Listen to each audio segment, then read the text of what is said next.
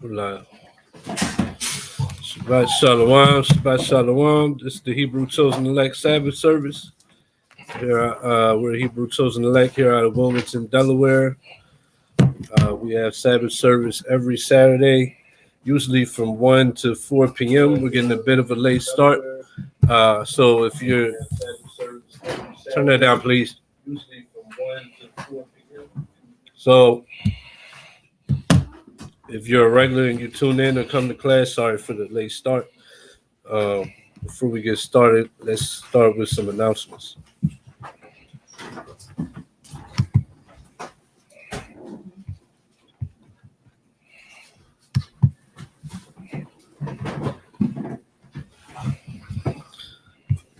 All right.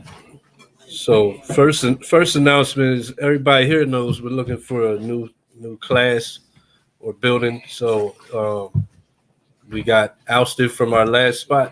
So if anybody online has any leads for a new spot in the Wilmington, Delaware area, we'd appreciate it if you get in contact with either me or Brother Yakanai here.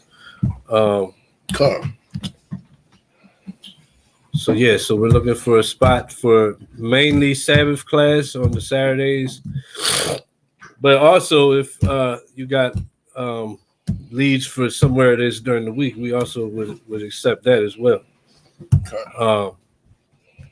That's first announcement. Second announcement, High Holy Days. So it's what we would call the Holy Day season, right?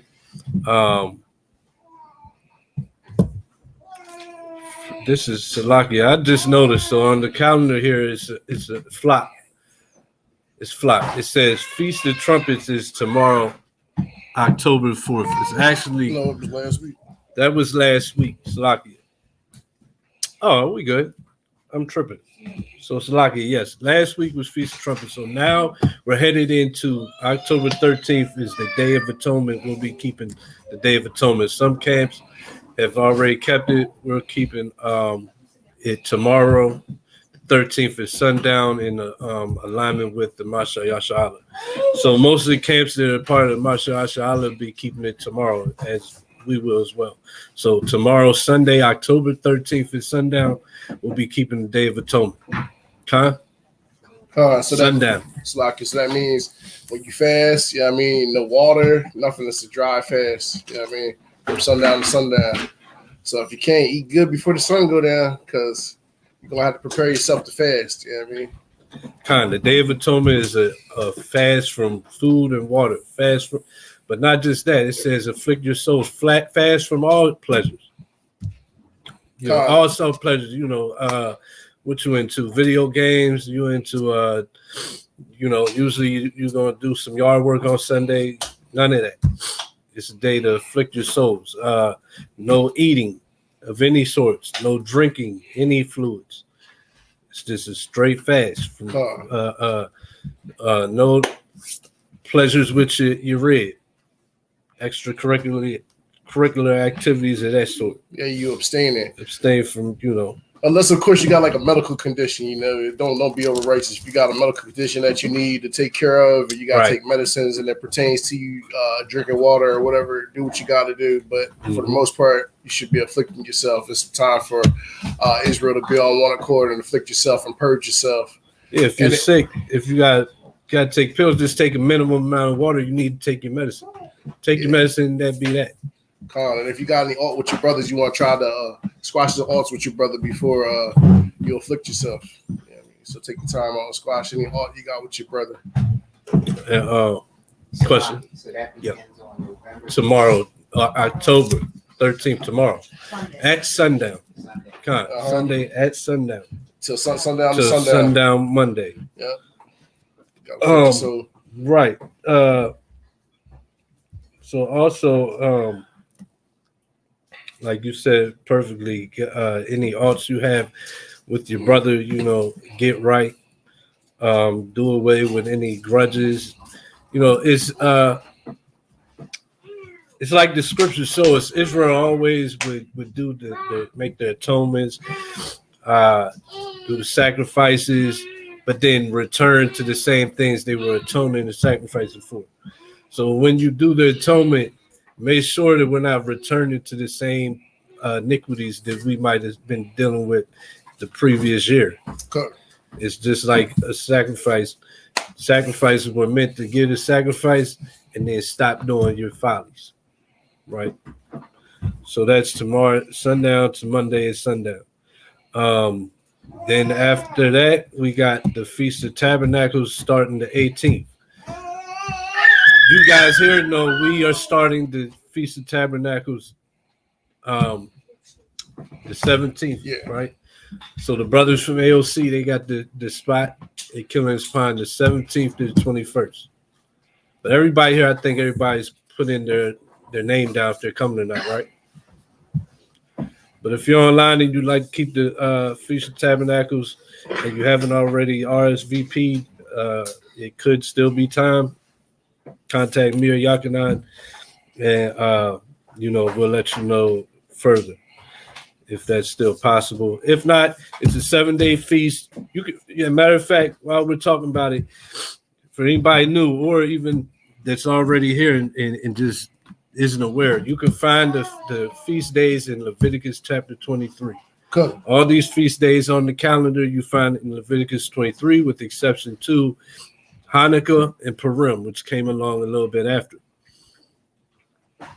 Hanukkah you can find in Maccabees, Purim you can find with the story of Esther. But these other 3 feasts you can find in Leviticus. Passover you find in Leviticus. All the mandatory feast days you can find in Leviticus chapter 23. Okay? So that's Tabernacles. It's the 7-day feast. So even though we got the camp spot till the 21st, the scriptures say that you can put your tents anywhere. So you can still keep the feast days at home. It's not even a requirement to go camping. Tabernacles can be kept in your house. You can put a tent in your home. You can put a tent in your backyard. You can put a tent on the porch. And the scriptures, they let us know that. So it's a 7-day feast. Keep the feast however you got to keep it. If you can't go somewhere to camp, keep it at your house, some way, shape, form, fashion. Remember, all things are done to practice the righteous acts. And all these feasts were a shadow of good things to come. Okay? So that's for that announcement. Next announcement. We also have the coat drive coming up. So everybody here knows we got the coat drive coming up. Anybody online, we have our 6th annual coat drive coming up. We've been doing it every year for the last 6 years, and it's been a great success. We give out a lot of coats to and we're giving it mainly to our people. We go out to our neighborhoods where our people's at, and we give coats out to those who don't have good coats. It's really that simple. We do it every year.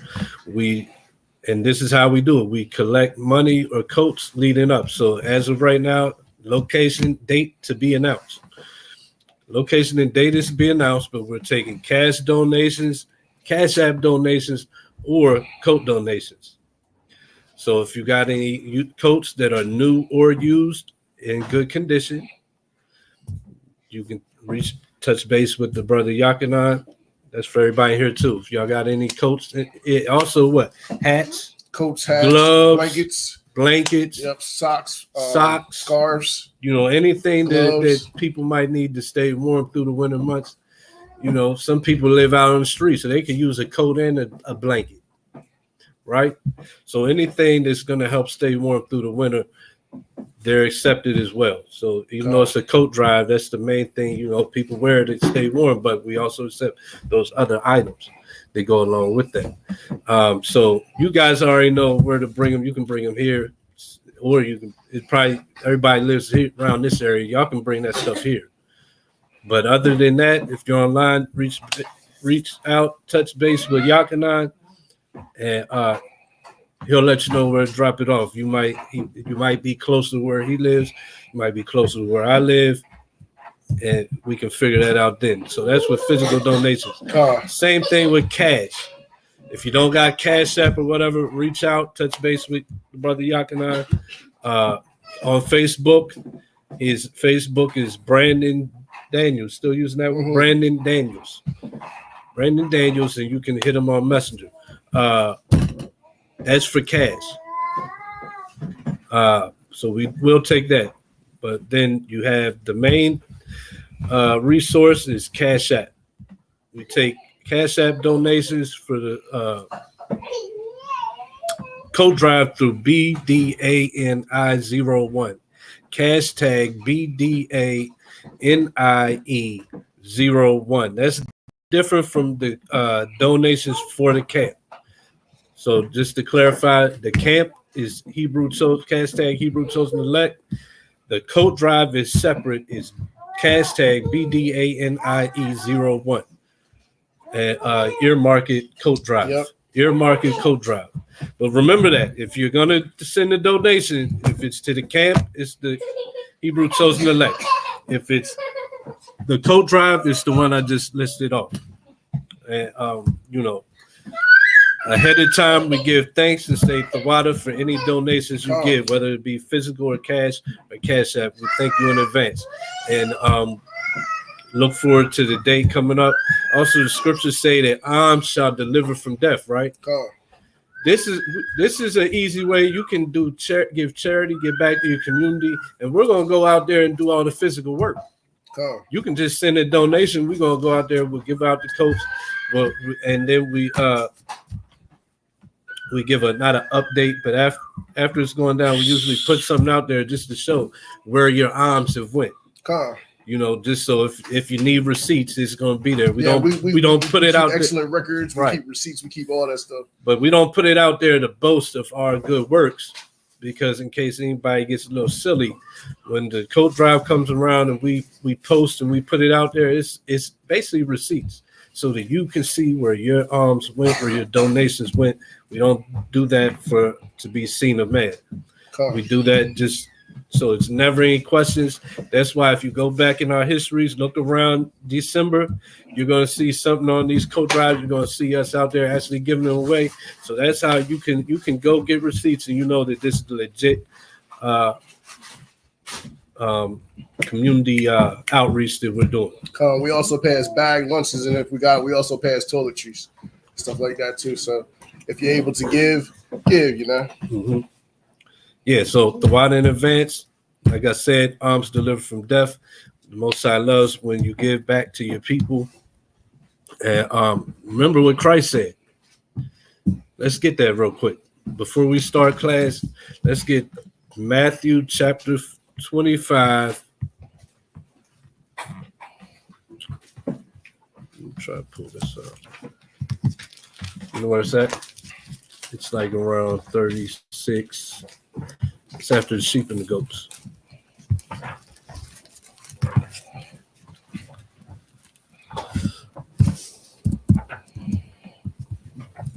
It's 35. The book of Matthew, chapter 25, verse 35. For I was an hungry, and you gave me meat. Go back a little bit because they asked a question, an important question. He's answering a question right now. The book of Matthew, chapter 25, verse 31. When the Son of Man shall come in his glory, and all the holy angels with him, then shall he sit upon the throne of his glory, and before him shall be gathered all nations, and he shall separate them one from another, as the shepherd divideth his sheep from the goats. And he shall set the sheep on his right hand, but the goats on the left. And then shall the king say unto them on his right hand, Come ye, blessed of my Father, inherit the kingdom, prepared for you from the foundation of the world. Mm-hmm. For I was an hungered, and ye gave me meat. So real quick, he's talking about those that make it into the kingdom. Go ahead. For I was a hungered, and you gave me meat, and I was thirsty, and you gave me drink. I was a stranger, and you took me in, naked, and ye clothed me. I was sick, and ye visited me. I was in prison, and you came unto me. See, all these things are works that can get you into the kingdom of God, into the kingdom of heaven. And side note, these are works that you can do. So what they talking about, you can't get into the kingdom with works, right? So these are works that can help get you into the kingdom of heaven. Go ahead. Then shall the righteous answer him, saying, Adawan, when saw we thee and hungered and fed thee, or thirsty and gave thee drink? Because Christ, he ain't here no more, right? But these are works that get you into the kingdom of heaven. These are works that you do to Yahweh Shai, the Mashiach. So they're asking, how do we do these things to you? You've been left us on earth. Because remember, this is a prophecy he's given of getting into the kingdom. So it's not talking about why he's there with them, about to go up on the cross. He's talking about our time, the time coming up when the kingdom of heaven is established here on earth. Okay? So go ahead. When saw we thee a stranger and took thee in, or naked and clothed thee? Or when saw we the sick, or came unto thee? Then the king shall answer and say unto them, Verily I say unto you, insomuch as ye have done it unto one of the least of these my brethren, ye have done it unto me. You see that? So when you give to your people, you give to those that's unfortunate, like the coat drive coming up. You give coats to your people that without you giving them coats, they'd be struggling to stay warm throughout the winter. You do it to Yahweh Shai.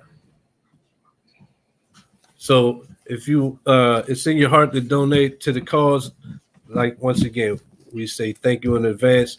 And I just wanted to put it out there. You're doing these acts of charity, you're giving alms, you're doing these things for your people, you're teaching your people who they are to come back to the Most High. You're doing these things to Yahweh Shai HaMashiach, who the world calls Christ.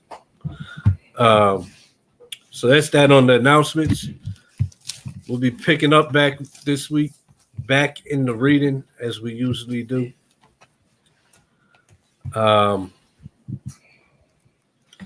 Last week we went into the Diddy news, the events that surrounded his arrest and past discrepancies and iniquities that he's been taking part of. And it was a real good class, but we stepped away from our usual Torah reading, and this week we'll be getting back into that. So we had a couple weeks where we didn't have class, so everybody might have forgot where we left off at. So we're going to backtrack just a little bit and start at Genesis chapter 31, verse 51, and read down just to catch up to go into Genesis chapter 32, which is where we should be picking back up at.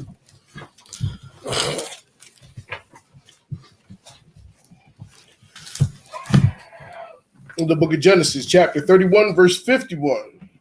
And Laban said to Jacob, Behold, this heap, and behold, this pillar, which I have cast betwixt me and thee. Real quick, so we left off the last reading. Jacob has served Laban for a good, 20 years, I believe. He served Laban for about 20 years, remember? He had got his wives. He had the 12 tribes of Israel. Had all 12 sons. We went through each son, went through the names, all that. We got the history on how the 12 sons came to be from Jacob and his 4 different women. He also had gained riches by what seemed like deceit, but was the Most High giving him wisdom and multiplying them while he was serving his enemies, right? Everybody remember? Khan? Okay, so now he's leaving. He served long enough, and now he wants to come home. So that's where it's picking back up. And while he was leaving, Laban got mad because he seen how the Most High had blessed Jacob. And he's like, oh, he must have basically did something underhanded. What's the word? Basically stole from him. So what's he doing? He pursued Jacob. That's where we're picking back up. They talked about it, and now they're making a what's it called? Covenant agreement between each other that they won't do each other harm. So that's where we're at. Go ahead.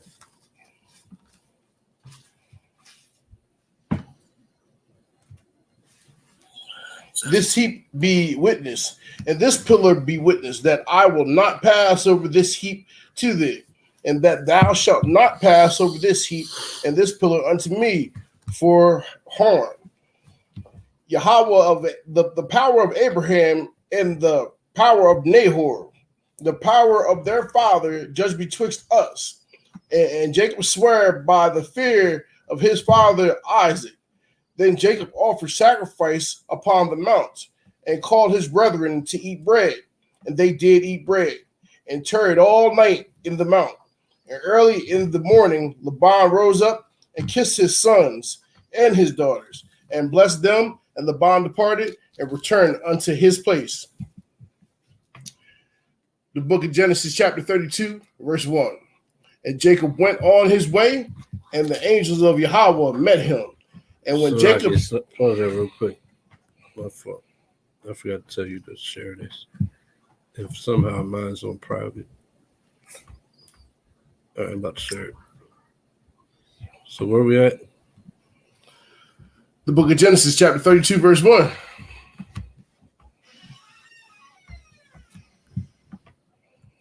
And Jacob went on his way, and the angels of Yahweh met him. And when Jacob saw them, he said, this is Yahweh's host. And he called the name of the place Mahanaim. All right, so stop right there. So this is going to go into a lesson today. And what we're going to go into today is the angels of the Most High. We're going to go into what the jobs they have. We're going to go into the who they're here for, and also what they look like. We're going to do an in-depth breakdown on the angels of Yahweh, starting right here. So Jacob's on his journey, and the Most High reveals to him his host, which is his heavenly host. And Jacob names this place Mahanaim. And Mahanaim means two camps. So he named that place two camps, representing what? What two camps did you have there? And what's it showing us? You guys can answer since you're very talkative. What does two camps, why do you name it two camps? He's got his people that are traveling together, and he Most High revealed to him that host of heaven is in his presence. So why do you name it two camps? Anybody?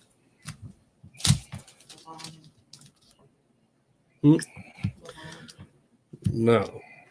Laban and Jacob? No, he already left Laban. So it can't be that. He already left Laban. But I'll tell you what it represents. Two camps. There's always you. There's always us. But then there's always something in the unseen. And that's the host of heaven that's always encamping the children of Israel. So that's why he named it two camps. Because it's always, you can't see them, but the angels are always there. That's what we're going to go into with this lesson. So Yahweh, it is representing Yahweh always has his angels watching over Israel. That's what Jacob was showed, having the whole host revealed to him, and him being able to see the host of Yahweh.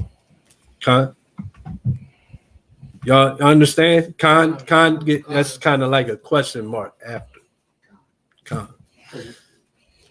Yeah, go ahead. Because it looks like we'll see this same play out when the children of Israel are brought into the wilderness. Oh yeah. But we're going to see even more than that. We're going to see even more. That's why we're going to stop here and go into an in-depth breakdown on the angels of Yahweh. So First things first, Exodus, like you said, chapter 23, verse 20.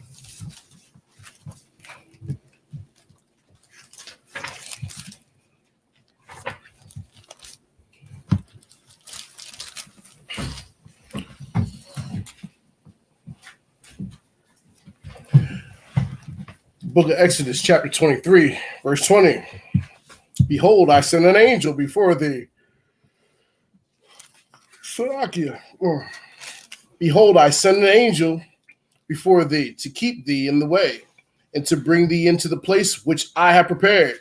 Beware of him and obey his voice. Provoke him not, for he will not pardon your transgressions, for my name is in him. So what this is kind of letting you know, they there, and they're for the protection of Israel, and he sends the angel before us.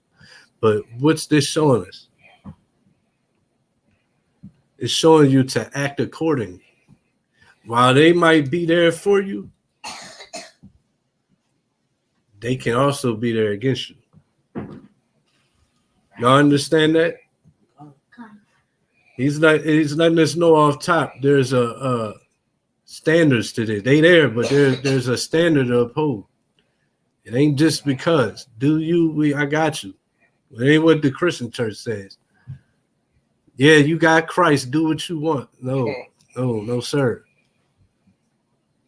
He's there, and if you gotta find yourself getting chastised, he'll be there to come back. But this requirement will always be there. Christ or whoever, because it's all started with who? Yahweh. Okay, go ahead.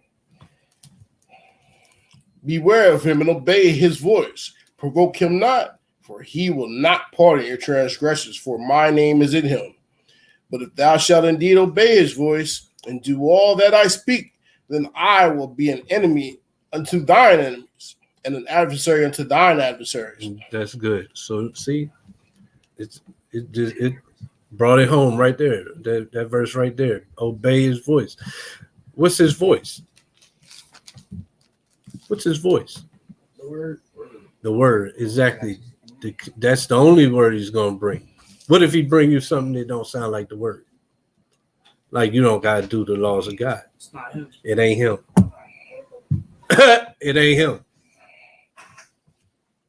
That's what the Christian church don't get. That's what our Muslim brothers and sisters don't get. No, that book, it wasn't him. It doesn't matter if Muhammad said that Gabriel brought him this directly. It doesn't matter. Or Joseph Smith bought the golden tablets or whatever. Right. It doesn't matter. Or some white man received the old Waspy or any of them extra. Because his voice ain't in it. Nope. How you mean to tell me that it's his voice? So God didn't know what he meant when he said, "Don't eat pork, don't eat shrimp." He knew what he meant, so it's not his voice. This ain't come from his voice. Or told this to make a gay Bible. Yeah, Adam and Steve. It wasn't the Adam and Steve, and it's trash. Or I give you another one. Isaac laid down with Rebecca while he was 40 and she was 10. Oh no, but everybody, it was normal back then, brother. Man, ain't normal doesn't mean it probably was though. So was worshiping rocks. Worshiping rocks was normal. Does that make it okay? Because that's the argument that I got from somebody who may be watching, may not. I don't know. And Paul says, "Many men preach unto you another gospel than what we have preached to you." And what gospel is he talking about? But for the Christian church, for the Christians out there that might click in here, when he said the gospel we preach unto you, what gospel? All right, let me make it simpler, because you're right, but Esau came along and made the book, Old Testament, New Testament. Well, if we use those terms, what gospel is Paul talking about? He's talking about the old, exactly. because it wasn't no new. They're living. Everybody that's in the new is alive. What's he talking about? Us? Us that we preached unto you? We preached unto you us? No, the gospel that's what? Already here. I got a precept. And this is the book of Deuteronomy, chapter 18 and verse 17. And it reads, "And the Lord said unto me, they have well spoken that which they have spoken. I will raise them up a prophet from among their brethren, like unto thee, and will put my words in his mouth. And he shall speak unto them all that I shall command him. And it shall come to pass that whosoever will not hearken unto my words, which he shall speak in my name, I will require it of him. But the prophet which shall presume to speak a word in my name, which I have not commanded him to speak, of that shall speak in the name of other gods, even the prophet shall die. And if thou say in thy heart, how shall we know the word which Yahweh has spoken?" Where you at? When a prophet, Where you at? Deuteronomy 18, and I started at 17. "And if thou say in thy heart, how shall we know the word which Yahweh have not spoken? When a prophet speaketh in the name of Yahweh, if the thing follow not, nor come to pass, that is the thing which Yahweh have not spoken, but the prophet have spoken it presumptuously, thou shalt not be afraid of him." You know what I mean? And that's what you're getting with Muhammad, and you getting with this Book of Mormon and stuff like that. They speaking words presumptuously. You know what I mean, you already know ain't no prophet going to even come out of their lineages, because it said that he showed his word unto Jacob and his statutes, commandments unto Israel. He ain't dealing so with any other nation. You know what I mean? So whether they say an angel sent them or not, you know it's false, because ain't nothing coming to pass from them. Nothing. Come. All the other nations. Come. Right. Where are we going to find that in the scriptures? We're not. You're We're not going to find where the angels to serve and save the other nations. We're not going to find it. We're going to find that they're here to protect Israel. Come. Most High love any other nation other than Israel. We're not finding it. Where? Where's that? Book, chapter, verse. Right? Come. Can't find it. That's a bottomless pit. You're gonna keep digging, looking for that treasure. You're gonna be digging and digging. From there, let's go 2 Kings 6, verse 15. The book of 2 Kings, chapter 6, 15 through 17. "And with the servant of the man of Yahweh have risen early and gone forth, behold, and hosts compassed with the city, both with horses and chariots.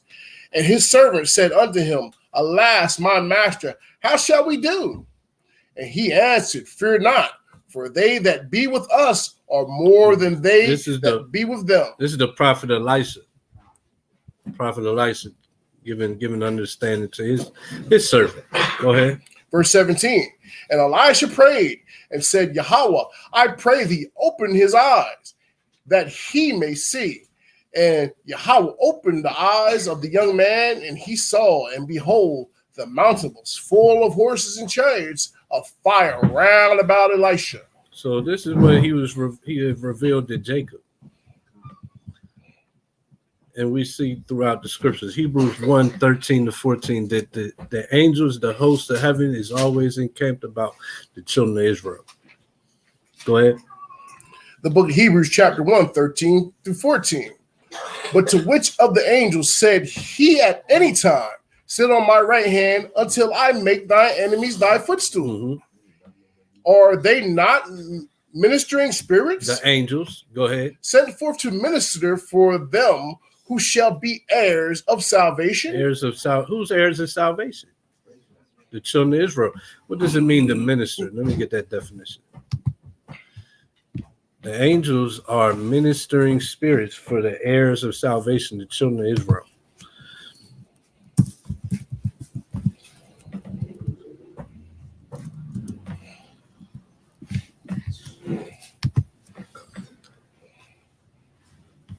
Minister, member, that's church definition. Verb. The verb meaning minister. Attend to the needs of someone. Act as a minister. Okay, attend to the needs of someone. So the angels are ministering spirits to minister, attend to the needs of the heirs of salvation. So that's what the angels is here for.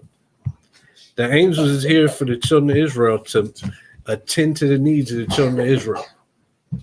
And that's a beautiful thing, and that's something to always remember. That we can't see them, but they there. And that, like we read above, and we know that they're there for our benefit if we're obeying the voice of the Most High. Cool. That should be a comfort to you in your everyday life.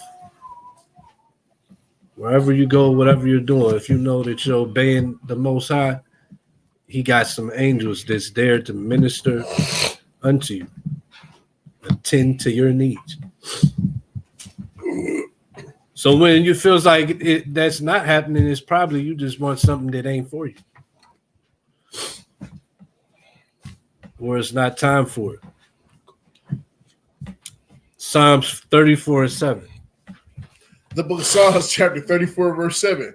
The angel of Yahweh encampeth around about them that fear him and delivereth them. So they encamp for them that fear him. That's that obedience. Because you can't say that you fear him if you're not obedient. Yep, you gotta show that respect. If you fear him, you understand that he can destroy your ass. You're gonna obey, and that's what the angels is there for. And people don't be having that respect. You know, he tell you not to eat pork and shellfish and all that stuff. And I done seen it. You working in a hospital. You know that the Most High done told you not to eat this, and then you still on your deathbed, and you still got to eat this Baconator Whopper from Burger King just because you already lived your life, and he done already told you not to do it. That's spitting in the Most High's face. He done told you not to do it. You asking him to kill you. You asking him to put you out your misery by doing that. You know what I mean? There's no respect for the Most High. And you done heard it time and time again. You done heard some Israelites say it. You done heard some Muslim brothers say it. But you still gonna put that pork to your mouth just because you want the taste of that bacon. Or even I got another one.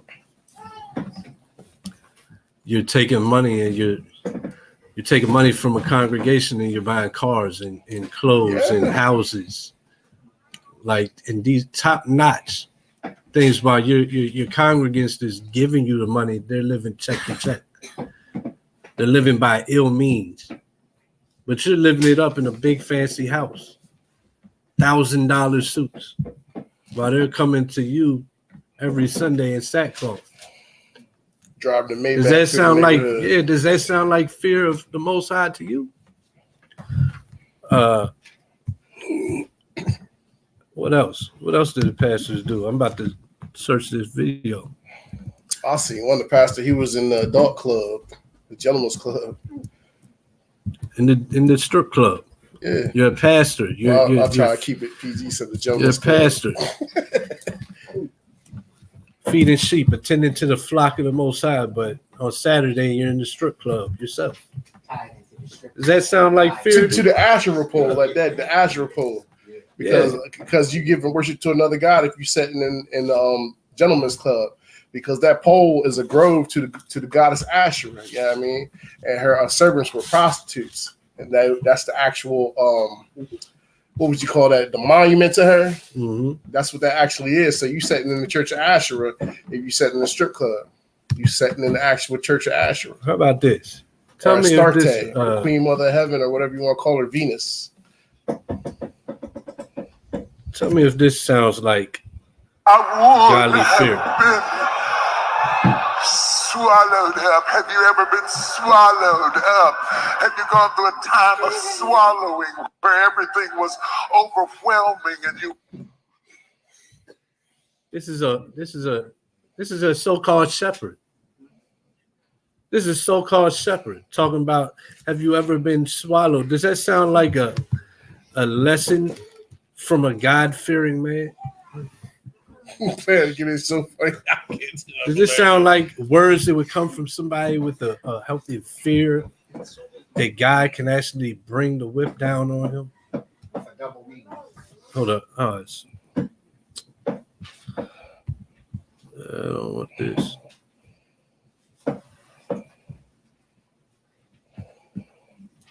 You should have put the one on there when I was dealing with the pastor and the Ash Wednesday. Remember when I was dealing with the pastor and he was trying to he said he knew that it was worship of Tammuz and he was still smearing the ashes on the head. I just did a quick search Yeah, because it popped in my mind. But no, do hold on Creflo with real the quick. when he running through the money. let's do this one more.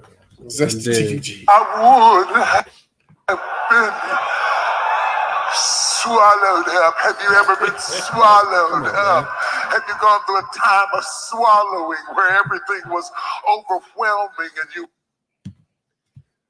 So he didn't know how to he knows exactly how it sounds. He knows exactly. Is that fearful? Is that don't sound like a fear of God to me. Nah, not at all. You said something with Creflo. Yeah, what, running through the money. what should I search? Creflo running through money. Creflo. Let's see.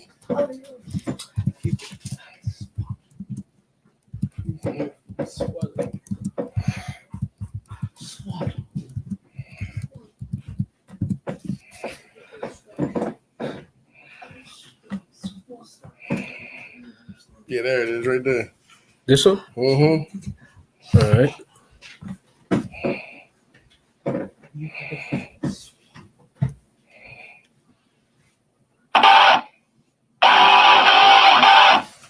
This another You want the so-called blessings of separatist. God? Christian, they're not yours because of the work of Jesus. No. Tithe! Give money and you'll get the blessing. If you don't, nothing for you. What has happened to the gospel of grace? These charlatans have turned it into a gospel of works, and they have put It's people, the same when Esau can have call they you out. put people under bondage. This is one of the most disturbing things you might ever see. What's ironic though is who taught him this. Him and his people taught him this. Get some anointing. You put some up here. Put some money. Put some anointing on Yeah, this like money. as funny as it is, where's the fear of God here? Prosper. I said.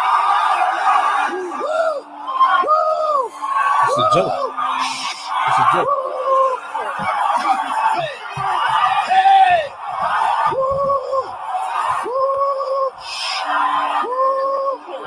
Hallelujah. Hey.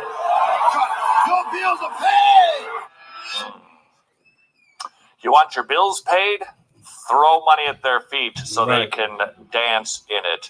Right. What do you know? It's a prosperity gospel with a string attached. That string is works, and that means it's no gospel at all.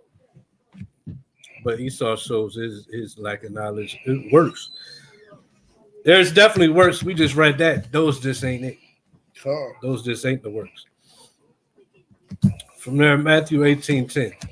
I don't want to go too far off the topic. So the topic, let's get back to it. The topic is the angels.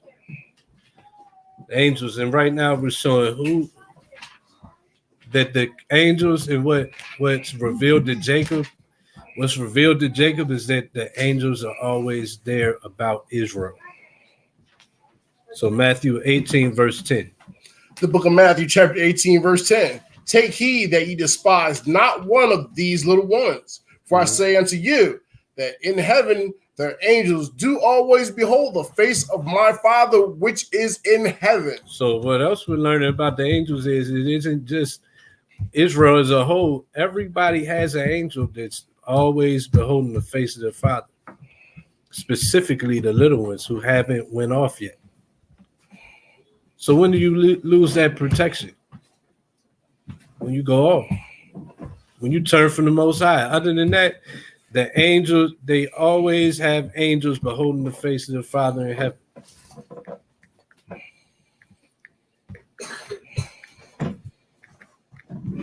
Next point. What other roles the angels play in the earth? first role they play is messengers.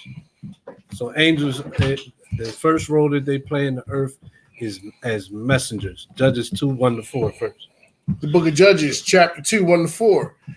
And an angel of Yahweh came up from Gilgal to Bochim and said, I made you to go up out of Egypt and have brought you unto the land which I swear unto your fathers. And I said, I will never break my covenant with you.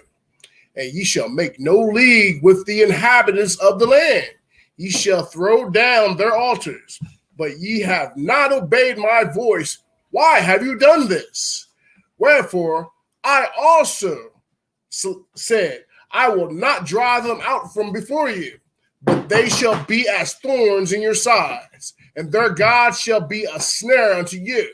And it came to pass, when the angel of Yahweh spake these words unto all the children of Israel, that the people lifted up their voice and wept. So the Most High sends angels to bring his word and his instructions, his judgment. He sends them to be messengers to the children of who? Israel.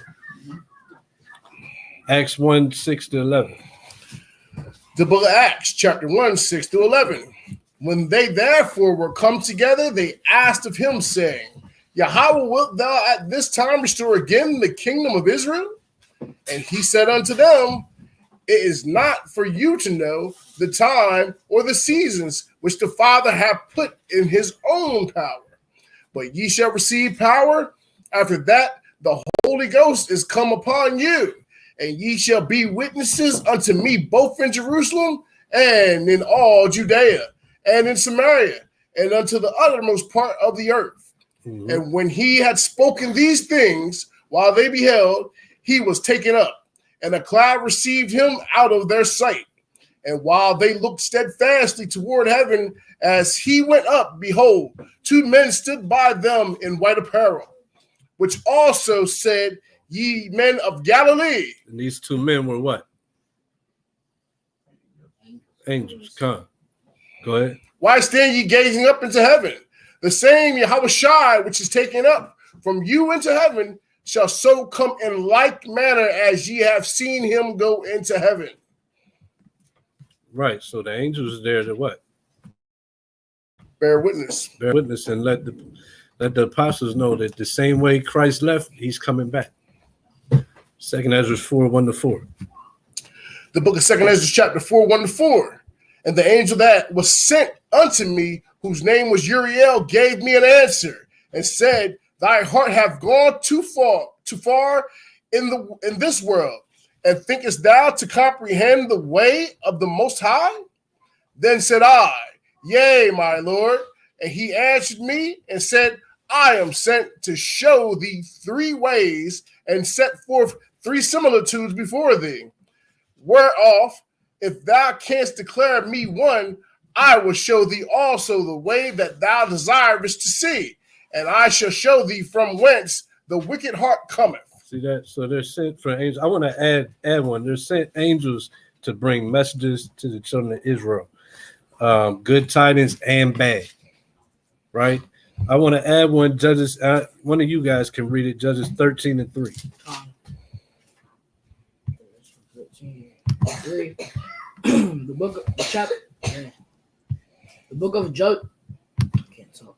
book of Judges, chapter 13, verse 3. And the angel of the Lord appeared unto the woman. The what? The angel of the Lord. The angel of the Lord. Okay. Appeared unto the woman and said unto her, Behold, now thou art barren, and the bearest not, but thou shalt conceive and bear a son. Now therefore beware, I pray thee, and drink not wine, nor strong drink, and eat not any unclean things. For lo, thou shalt conceive and bear a son, and no razor shall come on his head, for the child shall be the Nazarite unto God, unto Yahweh, from the womb. And he shall begin to deliver Israel out of the hands of the Philistines. See that? So that's the first. That's the first job they have here on earth.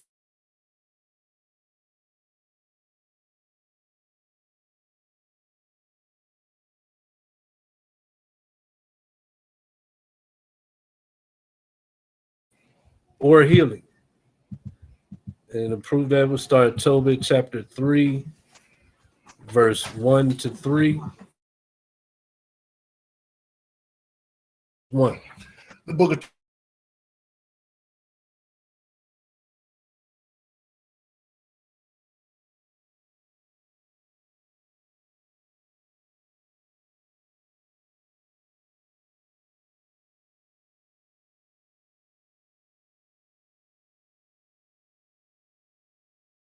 punish me not for my sins and ignorances. So this is Tobit praying.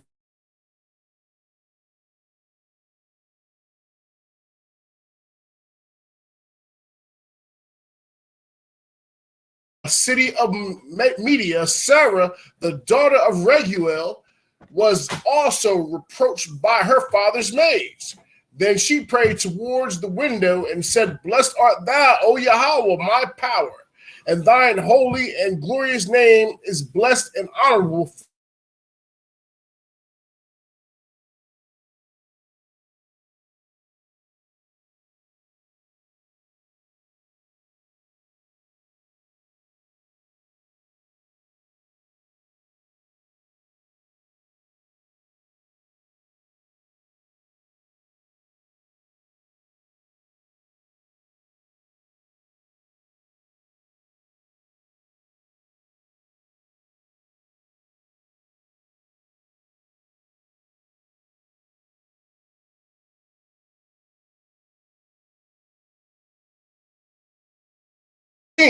So the prayers of them both were heard before the majesty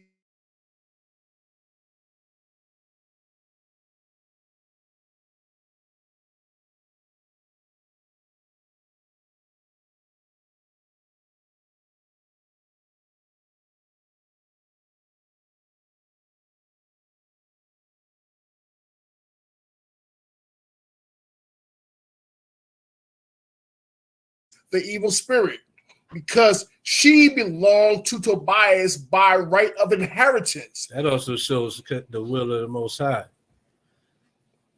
Why she couldn't marry this 7? Because it wasn't the will of the Most High for them to be her, for her to be them men's wife. This shows the Most High will always being done as well. Go ahead. The self same time came Tobit home and entered into his house, and Sarah, the daughter of Reguel, came down from her upper chamber. So this shows that the angels are there to heal. It also shows the importance of sending up them prayers. Sending up them prayers with faith and being in obedience to the Most High. He can do what? He can send his angels down for healing, to heal you of whatever your afflictions you're going through. Luke chapter 22, verse 41. Luke chapter 22, verse 41. And he was withdrawn from them about a stone's cast and kneeled down and prayed, saying, Father, if thou be willing, remove this cup from me. This is Yahweh Shai before knowing that his time is coming to be put up on that cross. And he's praying to the Father that he remove the cup. This also shows that he was a man just like us, because if he was a demigod, what would he be worried about? And a demigod would be he was born of a woman without a man as a father. Side note, why would he be praying about the cup not passing through him? Because if he's a demigod, he can just turn off pain, turn it on, turn it off, right? But he's a man, and he's going through the emotions that you go through, knowing you're about that you might not be going through, knowing you're going to face death. Picture of somebody on death row. They sitting, they eating every day like normal. They know their time's coming, but they at where they at, and they in the situation they're in. They just kind of living life until what? Till that day they come draw them up out of the cell, and then it's like, okay, now your body going through all types of shit it wasn't going through. Why is Yahweh Shai going through that? Because he was a man like us. But so he's praying to the Father For what? To remove the cup. Go ahead. You was at remove this cup. You can read 42 again. Saying, 42, Father, if thou be 42, willing, 42. remove this cup from me. Nevertheless, not my will, but thine be done. And there appeared an angel unto him from heaven, strengthening him. So an angel was sent from heaven to what? Strengthen him. So the angels come with healing. They come to heal. They come to strengthen. Second Maccabees chapter 11, verse 6. The book of 11. 2 Maccabees, chapter 11, 6 through 11. Now, when they were with Maccabeus, heard that he besieged the holds, they and all the people with lamentation and tears besought Yahweh that he would send a good angel to deliver Israel. Then Maccabeus himself, first of all, took weapons, exhorting the other that they would jeopard themselves together with him to help their brethren. So they went forth together with a willing mind. And as they were at Jerusalem, there appeared before them on horseback one in white clothing, shaking his armor of gold.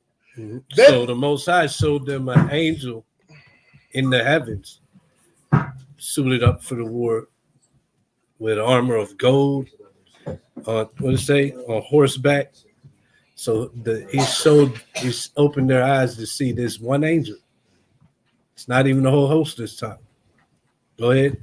Then they praised the merciful God all together and took heart, insomuch that they were ready not only to fight with men, but with most cruel beasts, and to pierce through walls of iron. So he showed this angel to what? Strengthen them for the battle. Go ahead. Thus they marched in their armor, having a helper from heaven. For Yahweh was merciful unto them, and given a charge upon their enemies like lions. They slew 11,000 footmen and 1,600 horsemen, and put all the other to flight. Any questions so far? What's up? Then why you do this? The next thing the angels are here on earth doing. Jude 1 and 9. What's up? Jude 1 and 9. You want to go there? Yeah. Oh, okay. That's for the last point, strengthening and healing. All right. One of y'all get that Jude 1 and 9. Get it, Ezekiel. What book is it in? Jude. Jude. It's before Revelation. Oh, Let me go there before you start reading. I got it. Jude 1 and 9. Well, it's only one chapter. So verse 9, Jude. It's only one chapter.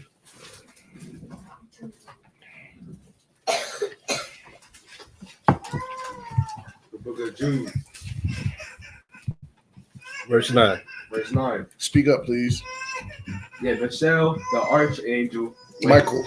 when Michael, the archangel, when contending with the devil, he disputed about the body of Moses, durst not bring against him, rarely accusation, what said, the Lord rebuked me, but these This is different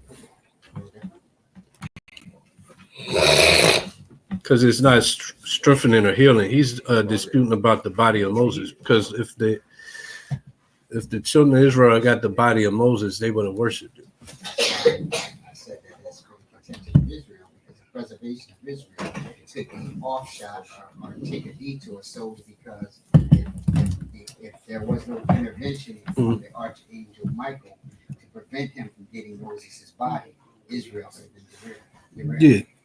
I mean, it's an office. It's something they do. It's just not strengthening and healing. But it probably go to one of the other ones we're going into. But it was still good though, because the devil is doing what? Accusing. Michael's doing what? Defending. He said he didn't even bring a railing accusation against the devil.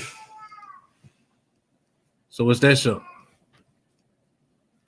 What's that show? It shows that being an accuser is a wicked action.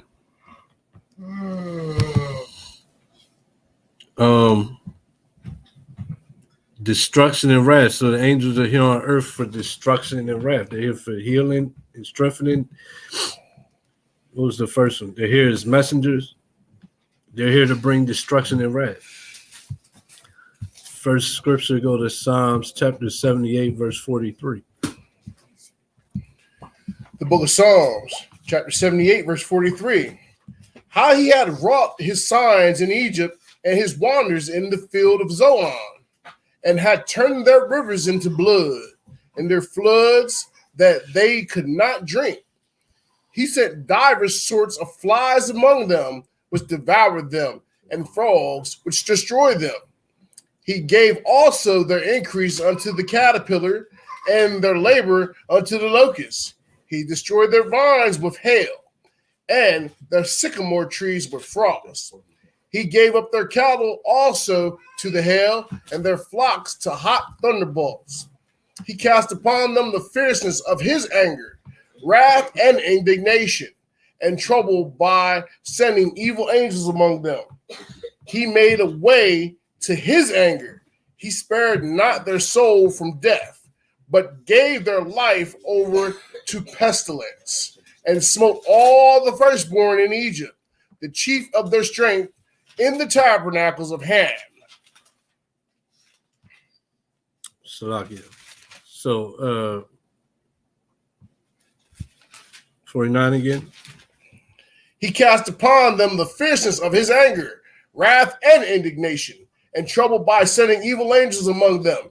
He made a way to his anger. He spared not their soul from death, but gave their life over to pestilence, and smote all the firstborn of Egypt, the chief of their strength, in the tabernacle of Ham. So all this was done by what? By angels. By angels sent for destruction. First Chronicles chapter 21, verse 14 to 16. The book of First Chronicles, chapter 21, 14 to 16. So Yahweh sent pestilence upon Israel, and there fell upon Israel 70,000 men.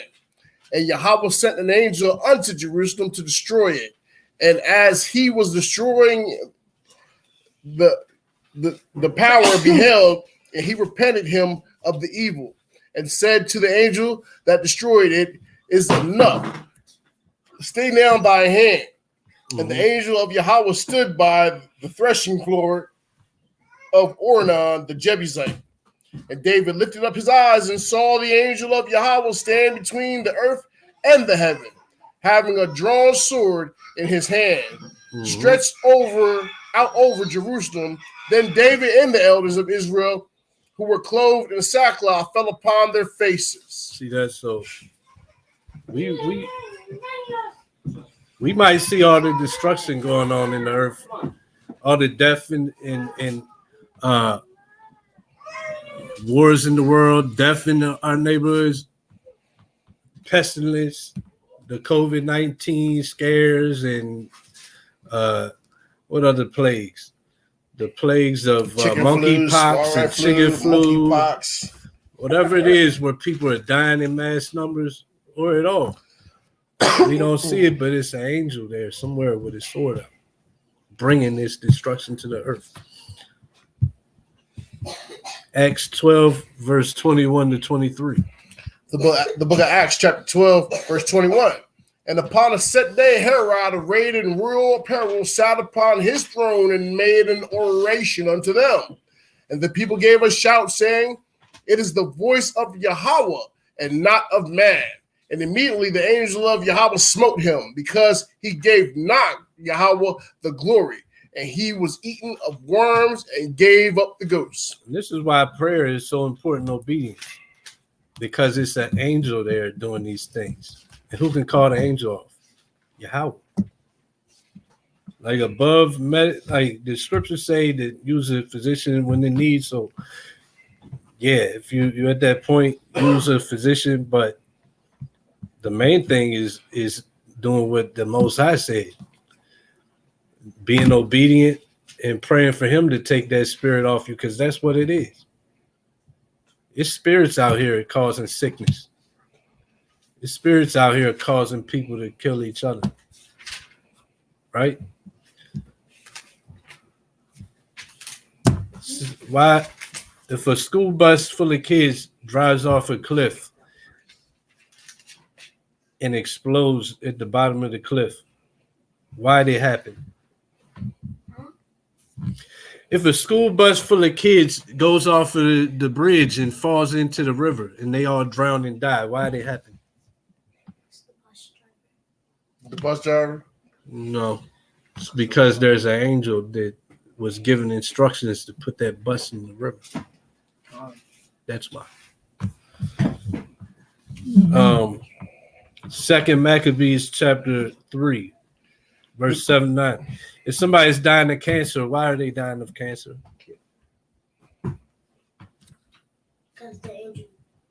Because there's an angel that's smoting that body with that plague. That's why we just read when Herod didn't give credit to God, while the people were saying that he was God, the angel came and did what? Smote him with worms in his body. It's an ill. That's a disease. Anybody, dogs get it all the time. I know. Yeah, that can happen to people. Second Maccabees chapter 3, verse 7. The book of Second Maccabees, chapter 3, verse 7. Now, when Apollonius came to king and had showed him on the money whereof he was told, the king chose out Heliodorus, his treasurer, and sent him with a commandment to bring him the foresaid money.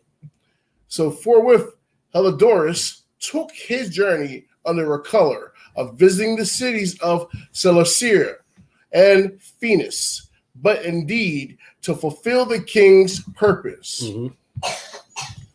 And when he was come to Jerusalem and had been courteously received of high priest of the city, he told him what intelligence was given of the money and declared wherefore he came and asked if these things were so indeed. So drop to 23. Verse 23. So this is the king of the Grecians found out we had money in Jerusalem. First, and he sent his general to come and get that money. Money that regular people, nobody's supposed to touch except for the Levites. The high priest, I believe, not even regular Levites. So the king of the Grecians sent his general to come and take that money because they had found out that we had it stored up in the temple. Verse 23. Verse 23. Nevertheless, Heliodorus executed that which was decreed. Now, as he was there present himself with his guard about the treasury, Yahweh of spirits and the prince of all power caused a great apparition, so that all that presumed to come in with him were astonished, and the power of Yahweh and fainted. What's an apparition? Somebody get that definition. That's the definition of apparition? All right. Apparition? I never knew that. How you just know that offhand like that? What you into? What you into over there? And you're right, a ghost-like image of a person. The appearance of something remarkable or unexpected. Okay. Yeah, how you knew that already? He up to something. He up to something. Nobody knows that. So yeah, so okay. That because without that, it's like, wait, what's that? So he caused a great ghost or appearance of an image. Okay. Now keep going. So that all that presumed to come in. So this was inside the temple. So that Right. all that presumed to come in with him were astonished at the power of Yahweh and fainted, and were sore afraid. For they appeared unto them an horse with a terrible rider upon him, and adorned with a very fair covering. And he ran fiercely and smote at Heliodorus with his forefeet, and it seemed that he that sat upon the horse had a complete harness of gold. Moreover, This can go into the appearance of the angels as well, but that's something that we're going to deal with that too. But they come and they appear glorious a lot of times. Not all the time though, but a lot of times they'll come and they'll appear glorious with armors of gold, clothing of white linen with gold. But moreover, 2 other young men appeared before him, notable in strength, excellent in beauty, and comely in apparel, who stood by him on either side, and scourged him continually, and gave him many sore stripes. And Helidorus fell suddenly unto the ground, and was compassed with great darkness. But they that were with him took him up, and put him into a litter.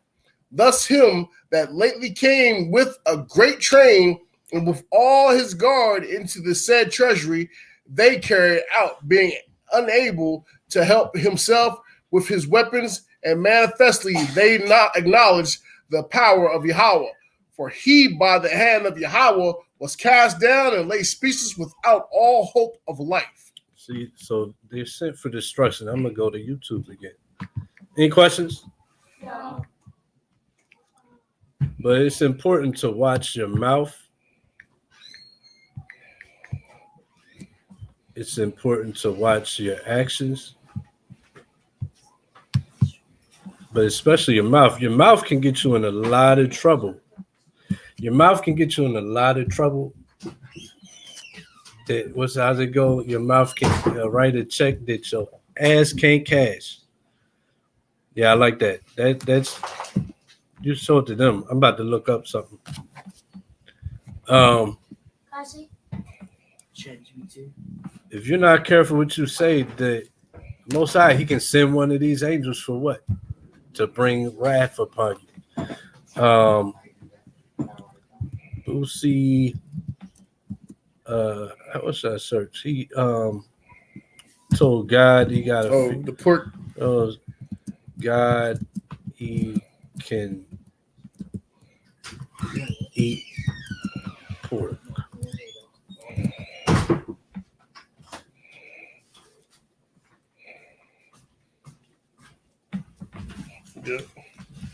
Yeah. Okay. So I just want to get an example that popped in my mind to go along with the scriptures we just read.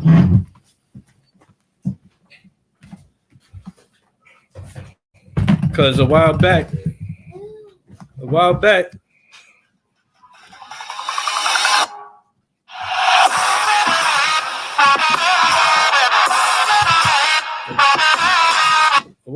Boosie the rapper got a little loose with his lips towards God, right?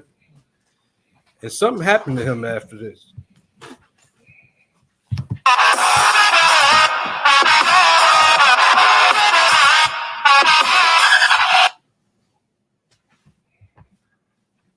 He says he didn't care if he goes to hell for eating pork. Because I'm hungry down here. God gonna understand that. I'm hungry down this bitch. I don't give a damn, bitch. I eat pork, people, police. People. And everybody got somebody in their family that's like this. Got a couple people. Tomorrow. I can't eat pork. I'm hungry as a down this bitch. And I'm telling me I can't eat pork. What kind of religion is that?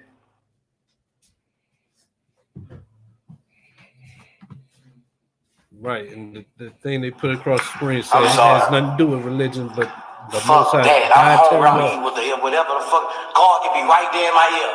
Son. See that? Do not digest the animal that you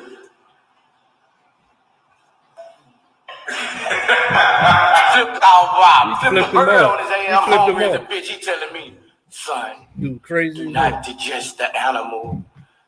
Man, get the on, God. Get your ass on right now. I love you. Now shoot your ass on.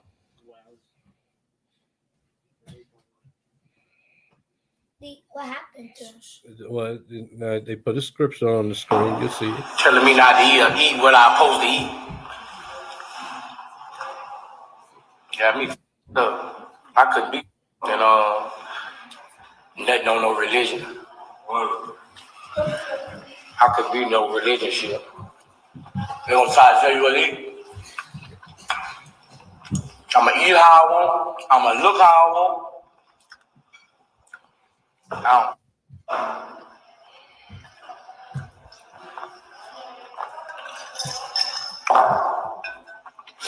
You going to hell for eating pork. Me and all my family. All of us right now. Cause we some pork eating. Me and all my family tell me I'm going to hell for eating pork. I'm burning them. They gonna burn my feet before I even touch that bitch. I'm a pork eater. He said they gonna burn his feet, right? Not even God. Cause I'm hungry and he gotta feed me. That's God contradicting himself. That's God contradicting himself. She gave me bread and water, I gotta eat. They that sanctify themselves and purify themselves in the gardens behind one tree in the midst, eating swine's flesh, and the abomination in the mouth shall be consumed together. Pause. Saith the Lord. Pause. We're gonna go to this verse, but we're gonna start at verse 15, and we're gonna see if the Most High gonna send angels to destroy Boosie for this stupidity right here. Stupidity. He telling God he gonna eat something that God told him not to eat. The Most High God told you not to eat it. So what type of angels you think gonna come visit him? Nobody. Nobody? Angels? What kind of angel's gonna come visit? He giving the Most High God the middle finger. That's good, man. My daddy was don't kill him. So this is the book of Isaiah, chapter 66, verse 15. I think you get your report up on the screen. I'm gonna wait.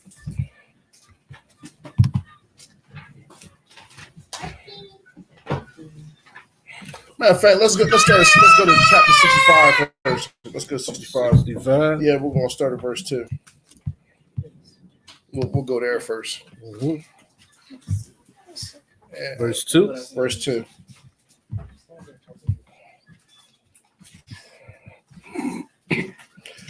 The book of Isaiah, chapter 65, verse 2. And it says, I have spread out my hands all the day unto a rebellious people. You can see in Boozy Heart, he rebellious, man. Rebellious as hell. He said him and his whole family gonna go to hell because they're gonna keep eating pork. Him and his whole family. So you just put that on your whole family. That none of your family gonna repent. All y'all gonna go to hell. So they didn't heard somewhere down the line from this book or from even somebody in Islam, you ain't supposed to eat this swine. Mm-hmm. It says, I have spread out my hands all the day unto rebellious people, which walketh in the way that was not good, after their own thoughts. Told God, F you, I'm going to eat my pork. He said he'll tell God in his ear, he's going to tell the Most High Yahweh in his ear, he's going to eat this pork and sit there and keep chewing on that swine. A people that provoketh me to anger continually to my face. So he said they're eating that swine. He tried to provoke the Most High to his face. And you just read the Galatians verse that was on the screen. He said, God is not going to be mocked. That sanctifieth in gardens and burneth incense upon altars a brick, which remaineth amongst the graves, which means he walked in the congregation of the dead eating this swine. And lodging the monuments, which eat swine's flesh, and broth of abominable things that's in their vessels. And you already know people down in Louisiana, they eating that gumbo and stuff like that. Eating some possum stew or something like crawdad, yup. Bubble gum, snapping turtle soup, all type of stupid stuff. That's abominable broth right there. That's abominable broth. Clam chowder, they eat that in New England and stuff like that. That's abominable broth. Mussels, yup. With broth of abominable things in their vessels, which saith, stand by thyself, come not near to me. Like he said, people tell me you in a religion, you can't eat the stuff. That's what he's saying. Come not near to me. He ain't trying to hear that. Come not near to me, for I am holier than thou. These are smoke in my nose, a fire that burneth all day. The Most High said this like a smoke in his nose. Like if somebody got a cigarette, you smell that smoke, you're like, man, come on, man. You know this stank to me. You still gonna do it? You still gonna blow this smoke in my face and you know you're gonna die for this? Behold, it is written before me, I will not keep silence, but will recompense in their bosom. So the Most High said he's going to seek vengeance by attacking your organs. Mm-hmm. And I don't know if it's going to show in the video that Gamari pulled up, but later on, Boosie got sick. Well, he had sickle cell. Yeah. He already been catching it for his whole life. But how does he see it as? He sees it just like the rest of the black people do. Oh, it's just something that happens. There's no reason for it. It can't be because we're not keeping the commandments. That can't be it. It's just coincidence. And then he going to say, well, my whole family eat it, and we done learned this practices from our forefathers because some of us done grew up eating swine, and our family members done passed down eating swine to them. Boy, hear what the Most High says. It says, your iniquities and the iniquities of your fathers together, saith Yahweh, which have burned incense upon the mountains and blaspheme me upon the hills. Therefore, I will measure their former work into their bosom. So not only he gonna kill us, but the Most High said he gonna kill your family too if y'all continue in this practice. And we said, me and my whole family, we gonna burn. And he bringing it on them too, blaspheming the Most High word. Mm-hmm. He sat there and gave the Most High God the finger and sat there chewing on the pork sausage. Like that's what's up. I got a good video I'm gonna pull up when you're done. But keep on. Okay. Where we at? What verse we at? We're gonna skip over to the next chapter. All right, let me get there. So he said he gonna have the nerve to say, "Oh, we're gonna go to hell for eating some swine." So let's see if Boosie gonna go to hell for eating some swine. Y'all think Boosie gonna go to hell, y'all, for eating some swine? Yeah. He And definitely gonna have some hellfire. And also, he don't even realize he can get the hell on earth. That's right. And then he can get hell in the spirit as well. That's right. Where we at?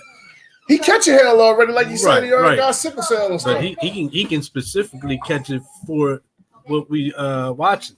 Yep. He already catching it for sin, just like we is as a people. Yeah. But that mind state he got, no wonder he got sickle cell. Remember the one scripture said, why was this man born blind? Was it his sin or his parents' sin? Well, some of us get it worse than others. So why did somebody got sickle cell instead of just having high blood pressure? Why was this one born with sickle cell instead of, I don't know, what's something simpler? Blood pressure, but not diabetes. That's a hard one too. But I don't know, like What disease? Yeah, maybe some- like a something- limp, a whatever. rash. Something, yeah. Why do some get something more serious like sickle cell? Because they could already be catching hell for that Something mind good. state that they carry. That mind state comes out when they talk. He's already been catching it, but he still has the mind to say, shoo, God, you got to feed me pork. You already, it could die any minute. Matter of fact, let the economy crash. And I've been thinking about this a lot lately, like cats with sickle cell, cats with diabetes, they got to have insulin. What else?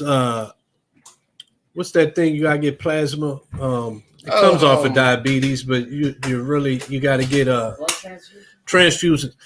What? Yeah, anything, dialysis. If the economy crash, what's going to come? It's basically instant death. Because once all this stuff disappears that you live off of, you done.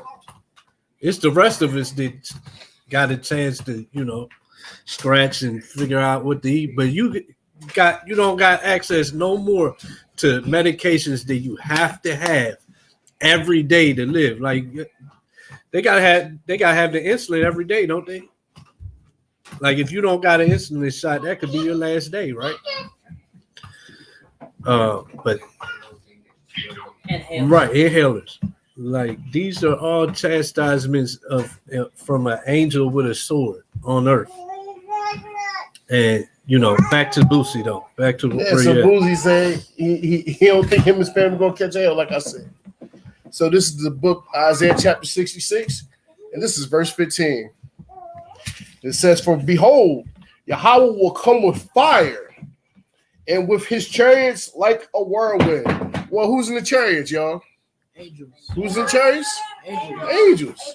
So who gonna deliver this punishment? Angels. Okay, so these angels are gonna deliver this punishment to Boosie for eating this swine. He gonna catch hell. And he think it's a religious thing where he just don't want to follow the laws of the Most High God. For behold, Yahweh will come with fire and with chariots like a whirlwind, and render his anger with fury, and his rebuke with flames of fire. It sounds like he's gonna catch hell to me, don't it? Yeah. For by fire and by his sword will the Lord plead with all flesh, and the slain of Yahweh shall be many. They that sanctify themselves, saying, I'm going to eat this pork no matter what. Mm-hmm. They that sanctify themselves and purify themselves in the gardens behind one tree. That represents all these false religions or your own ideologies. But how do the Christians sanctify themselves? Even swine's flesh. I'm gonna pray over this. Pray over. Gonna make it clean for me. They're sanctifying themselves, literally, because the Bible didn't say that. Your pastor said that, and then you parroted it. You was a parrot. You just copying what the pastor said, and now you praying over it, and you thinking this is unclean, but I prayed over it. Now I'm clean. Sanctifying yourself. Go ahead. And the Most High say He's gonna kill you for it. They that purify themselves in the gardens behind one tree in the midst, eating swine's flesh and the abomination, your shrimp, your crab, your lobster, all that stuff, and the mouse. And that means after the mouse and his kind. So any rodents such as rabbit, people here in Delaware like to eat muskrat and stuff like that. Yeah, they do. They tear muskrat up, marsh rabbit, like to tear it up. Possum, like to eat possum stew. Yeah, crabs, but we talking about after the mouse. Rodents shall be consumed together, saith Yahweh. So Boozy bringing on the Most High's fire, and he gonna get consumed by the fire and brimstone. He gonna catch the sword. Sword just means the instruments of death that the angels gonna deliver unto him and his family if they don't repent. And like he said, we got somebody in our family like this. All y'all know this one family member y'all gonna sit up and they gonna eat that pork and they gonna sit there and for crying out loud, you eating chitlins in 2024. I gotta eat them. Chitlins that's cancerous. They cancerous. It's a known fact that if you eat chitlins now from the fecal matter, you can get cancer from eating chitlins, and you still eat chitlins and putting hot sauce on it like it's a delicacy. That's one thing that'll make me look at a beautiful woman so differently, man. Like you be sitting there, man, a woman has no discretion, and she's sitting there and she's beautiful, and she put that chitlin in her mouth, that make her instantly ugly to me, man. Just make it. That's one thing that make you never mess with one of these Asian women too. You look at how they eat, man. You're like, damn, man, I could never mess with one of them, man. They eat all type of unclean insects and sea porcupines and sea cucumbers and all type of nasty stuff, man. Like what they eat stuff you wouldn't even think about eating, man. Bats. Yo, what did you think? They eat baby fetus. Spiders. Yeah, spiders. They eat all type of stuff. Yeah, monkeys. Yeah, eating all type of stuff you wouldn't even think about. All type of unclean stuff, man. Elephants. And the Most High gonna send the angels to destroy them for it. Lately, I've been seeing a lot of ostrich eaters. I've been seeing that lately. They probably been doing it, but I just now started seeing it circulate on like the internet and social media. Yeah, they have a big, and them things is big, but they look so nasty because every bird when you pluck out feathers, it's like a goosebump or whatever. So you've seen them on a regular bird. They're even more magnified on an ostrich. So it looks like big, like zits, big ass warts all over the ostrich flesh. It just looks terrible. And they sitting there and eating. I done saw the other day some Turkish people doing smoking an ostrich. I saw that too, man. They barrel, put it on a big oven and stuff. Yeah. I saw it. They put a barrel around it. Nah, the one I seen, they put it in this big fire oven. And they come out. It didn't even look good. It ain't even look good. Like, you know how animals usually get smoked or roasted. They like kind of get real dark on the outside. It ain't even look like that. It just looked like cooked, but still kind of pale. It looks because disgusting. they be eating their food rare. You know what I mean? I want to work a hotel. They order rare duck, man. Why you want to eat rare duck or rare scallops and tuna and stuff like that, man? Mhm. Yeah, I saw that too. But back to Boosie, and how your mouth and your actions can cause that angel scent to bring wrath on you. Yeah, he gave me fucking bread and water. So what you gonna do when the bread and water ain't there and the Pope there? Shit. I wouldn't give a damn. God could be right in my ear. Running in, son. Do not digest the woo-de-woo, son. You got some nerve. Got some pride on him, man. Sit your head down. It says, as you're spoken, so shall it be. We reap what we sow. I was brought up in the bottom, raised by my mother, no father. Piss poor, we have a dollar, but it really wasn't a problem. Mama made miracles every day, like she had a genie. Okay. All I need was a swallow. No similarity Now, to my bottle. so that's the video of Boosie talking that talk, talking big talk, right? This happened shortly after that video.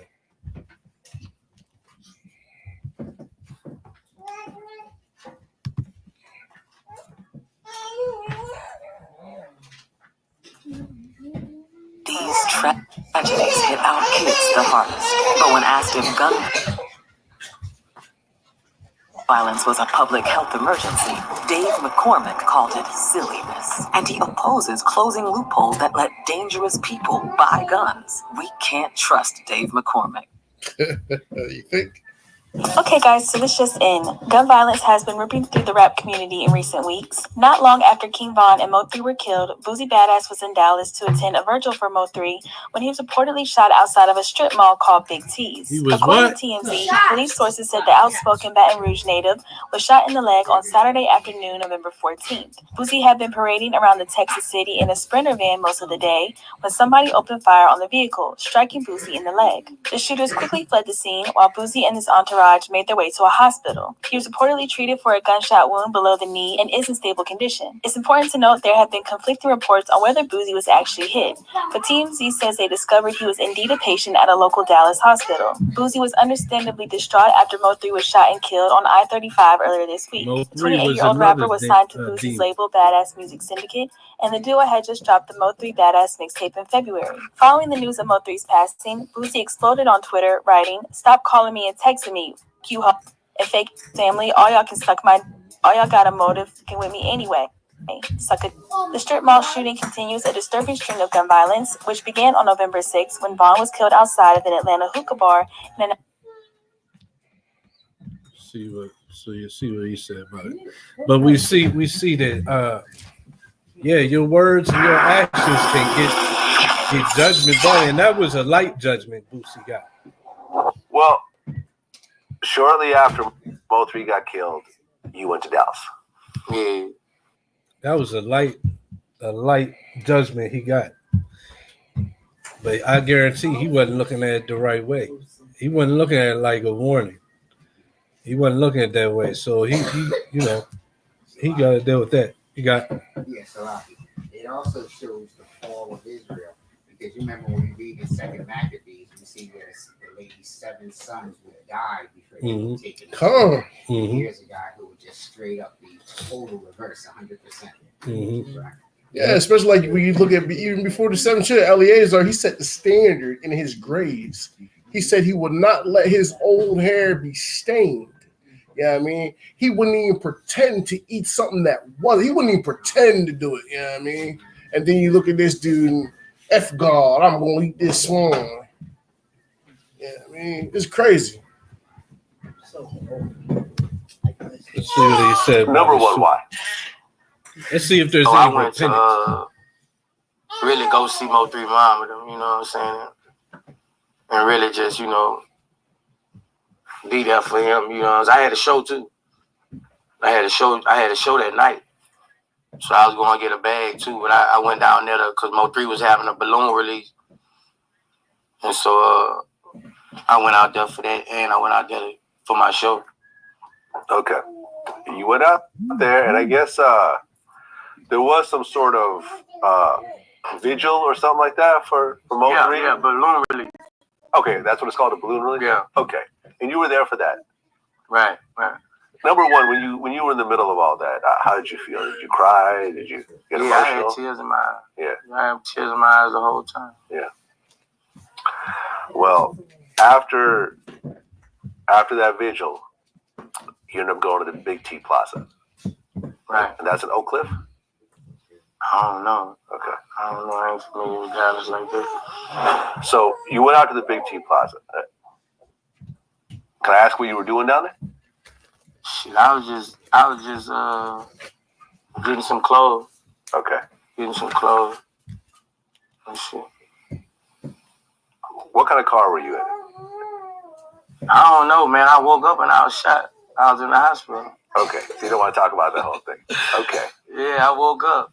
Okay. You know what I'm saying? They ain't got no police report or nothing now.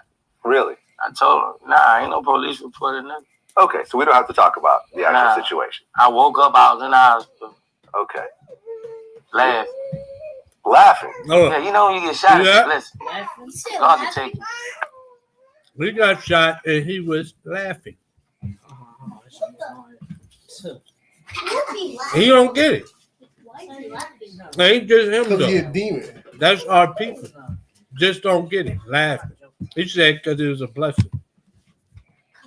Because It you're was still a alive. blessing that he didn't die. So you were happy that you were alive. Yeah, every time I get shot, I'm happy I'm alive. Okay. I've been scraped. By bullets? Yeah. How many times? I've been scraped once, hit once, and missed 5, 6.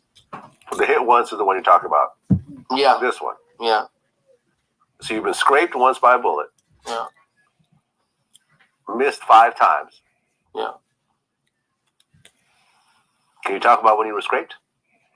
Nigga caught me and caught us coming from somewhere and sprayed on the car, you know.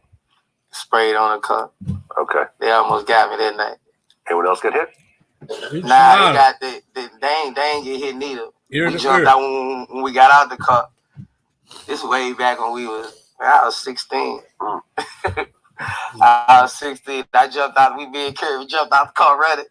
Them niggas turned back around on the street. It's it's a joke to our people. Not understanding like that's the Most High sending that angel bring this wrath. Who first? No, she's showing. I was just gonna say with that, Most High is still trying to give him grace. Yeah. He's still trying to give him some time. Yeah, and he laughing about it, not understanding. Titus 2. Why don't you get that Titus 2, verse 11? Why they get that? What you got? Also, it shows you what his allegiance is. Titus 2, verse 11. Who said that? Oh. What this brother does is for the industry and to bring in more dead souls to be dying prematurely. Mm-hmm. He takes that behavior as if it's a badge of honor or rite of passage. Mm-hmm. So you get these young brothers out here watching this clown go off, making it seem like it's a high point in his life. These young brothers will go out and play out the same script. So Yes, he's sir. still on point. He's on point because he is still doing his work for Satan. Oh yeah. That's what this is about. It's just like he's just like a lower level P. Diddy. Fishing for souls. He's a lower level P. Diddy, and he might not have the homosexual nature. I wouldn't even say that he a lower level because on that same page, that Swamp Stories page, they got a biography on him. And they put him up there with having little henchmen and hitmen under him. I'm just talking about it on lower level in terms of P. Diddy got the money and he's shaking different hands. But yeah, definitely, when it comes to what you're saying, same level. Definitely. I'm just saying P. Diddy got to the level where he got more means to he already going through the courts. P. Diddy, he's getting caught with that big investigation because he's had the money to play around and do things in secret. He's had the money to put money in the right people's hands, and he kind of been untouchable.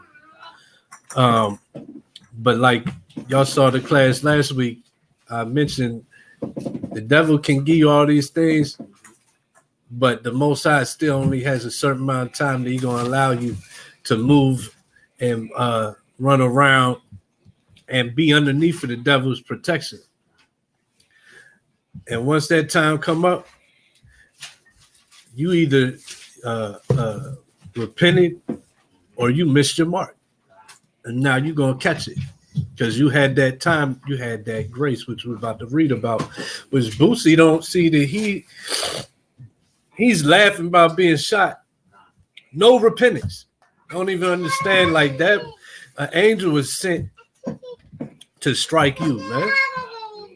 And the fact that you alive means you was given grace to do what though? To laugh about it, to clown about it. Oh, I've been shot at 10 times and cheesing, and I'm just blessed to be alive. Well, blessed by who? Who got it? Titus. Titus 2 and 11. Got it. The book of Titus, chapter 2, verse 11. For the grace of God that bringeth salvation has appeared to all men, teaching us that denying ungodliness and worldly lust, Yep. we should live soberly, righteously, and godly in this present world. So he's still eating pork. He's still boasting of his. He got all his chains on. He got all his rings on. He's got a new fit on, $1,000. Smiling, living good. Yeah, I got shot in the leg. Yeah, I got sickle cell. But look, God got to feed me. Ain't nothing changed. This happened after that. He got shot after that. Ain't ring a bell though. But who's doing these things? The angels. The angels are sent to bring this wrath. They're sent to. They can bring healing, or they can bring wrath. It's really kind of up to you. This cause have fairly raised up so that the Most High may be could be raised up by the Most High because He's going to be made an example. Right. He's going to be made an example of. Next thing, how do angels appear unto men? We're going to deal with that. And we're going to see it as many times, yeah. We're going to go through a few different ones. So first, Psalms 104 and 4. The book of Psalms, chapter 104, verse 4. Who maketh his angels spirits, his ministers a flaming fire? So sometimes the angels appear in a flaming fire. Acts 7:30, 31. And when 40 years were expired, there appeared to him in the wilderness of Mount Sinai. He's talking about Moses. Go ahead. An angel of Yahweh in a flame of fire in a bush. So sometimes they'll appear as in a flame of fire. Go ahead. When Moses saw it, he wondered at the sight. And as he drew near to behold it, the voice of Yahweh came unto him. So they appear in a flame of fire. Ezekiel 1, chapter.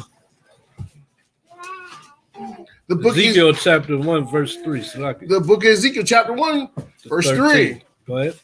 The word of Yahweh came expressly unto Ezekiel, the priest, the son of Buzi, in the land of the Chaldeans, by the river Kibar, and the hand of Yahweh was there upon him.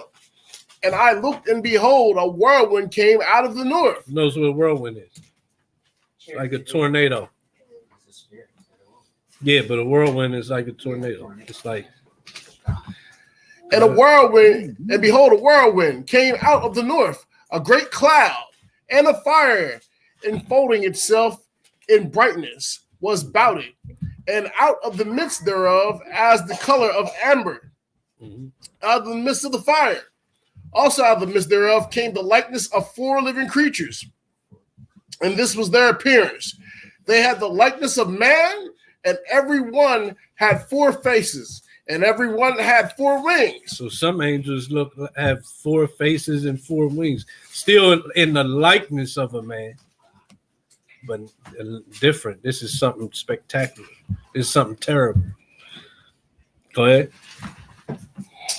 And their feet were straight feet, and they sole of their feet was like the sole of a calf's foot. Like something out of a comic book.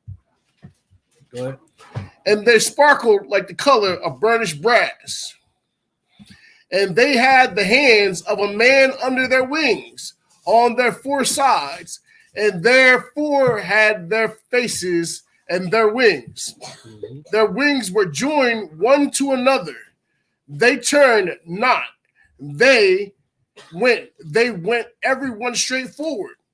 As for the likeness of their faces, they four had the face of a man and the face of a lion, and the right side and the four had the face of an ox. On the left side, the four also had the face of an eagle. So it said they all went straight. So when they fly, it's always straight movements.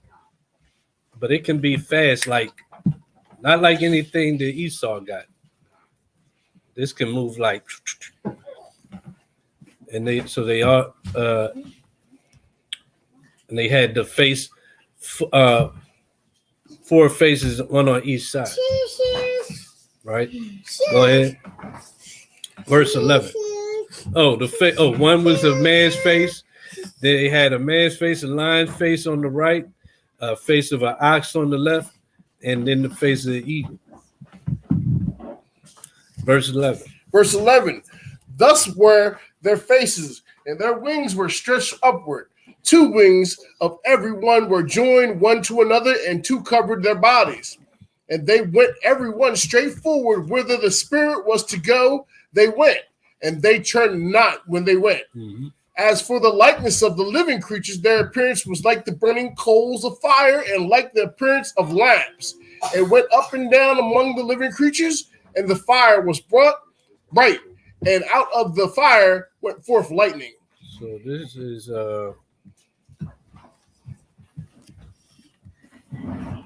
some artwork I found.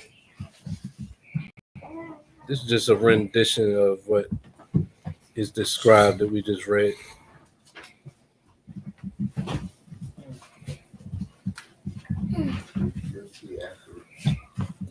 I don't know who the artist is, but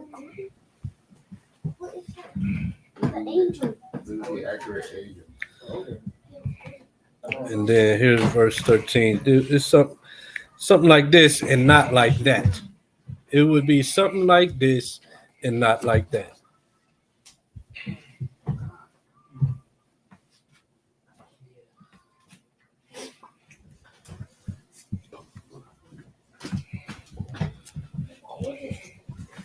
Acts chapter 10. Said like coal burning in the fire. So coal in the fire, you have the flame around it. Let me go back up to that photo. You have the flame, see the flames, see the bright orange. That's like, and then black and gray. That's what that's how a coal would look in the fire. You see the blackness, then you see the glowing amber orange from the fire. So yeah, that would be a more accurate depiction than that. How do you get the one that's X'd out? How do you get that? Well, because I'm Esau and everything's gonna look like me. That's how. Right. It's Greek mythology. Greek mythology. But this photo is particularly for Ezekiel. That's what I was able to pull up Google search. See, I actually X'd it out, but you can see these are like there's an eagle, there's a ox, and a lion. You can't really see it because I X'd out the whole photo. But that's what Esau depicts. He draws the Edomite with the babies. Got to keep that pedophilia in there with the babies, and then they just painted the ox and the lion and the eagle separate.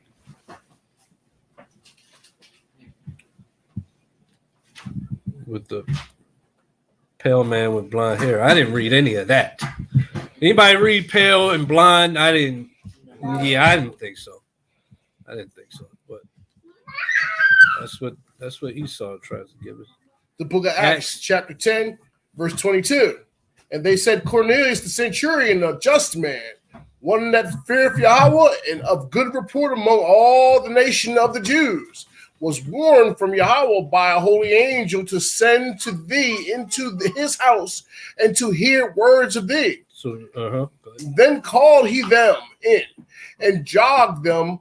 And on the morrow, Peter went away with them, and certain brethren from Joppa accompanied him. So just real quick, in verse 22, we read that angel came and spoke to Cornelius, right? Okay, verse 24. Verse 24, and the morrow after they entered into Caesarea, and Cornelius waited for them and had called together his kinsmen and near friends. And as Peter was coming in, Cornelius met him and fell down at his feet and worshipped him. Why is that? Why is that? And then y'all know why did Cornelius fall down at Peter's feet and worship him?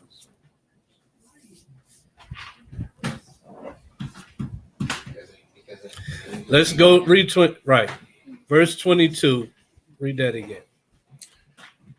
And they said, Cornelius the centurion, a just man, and one that feareth Yahweh, and of all report among all the nations of the Jews, was warned from Yahweh by an holy angel to send for thee into his house, and to hear words of thee. Now verse 25. Verse 25. And as Peter was coming in, Cornelius met him, and fell down at his feet and worshipped him. Why? I want to hear from him. Why? The angel. Because what? Nael, why did he fall down at Peter's feet and worship him? Because he saw an angel? When?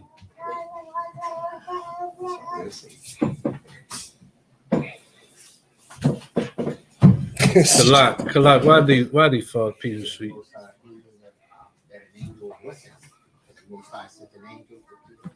No. All right. No. He thought Peter was the angel. Or a angel. Read it. Peter's going to tell us. Read 26. Verse 26. But Peter took him up, saying, stand up. I myself also am a man. He didn't know he was a man. So that means what? The angel that came, God sent a holy angel that told him to send for Peter. That means the angel must have looked like what? A man. Con. Yeah, con. But he thought Peter was that angel. So that means they can come like they look like men.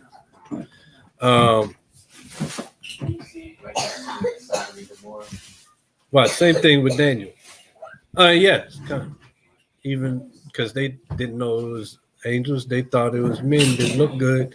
And they wanted to lay with them. Daniel 9:21.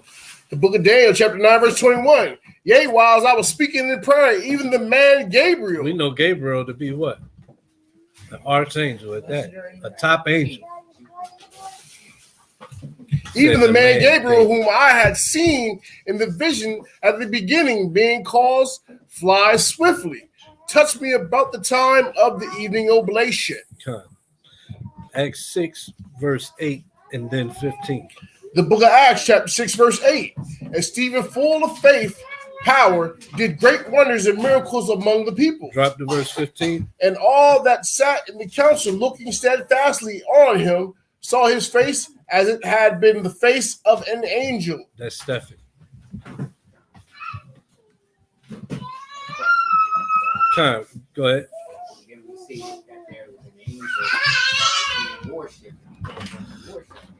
I didn't hear you. Right.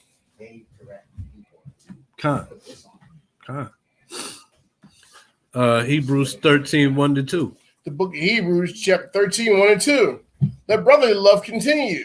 Be not forgetful to entertain strangers, for thereby some have entertained angels unawares. See that? Why does it say that? Because they can look just like regular me and you. Yeah. Or they can look like four-faced wings with eyes everywhere and about a flame of fire. Huh. or they can look like a man entrenched in a flame of fire.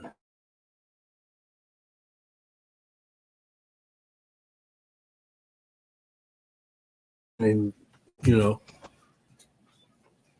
A question. Mhm. That it can also appear as an evil, and by the power of the Most High, a character don't speak.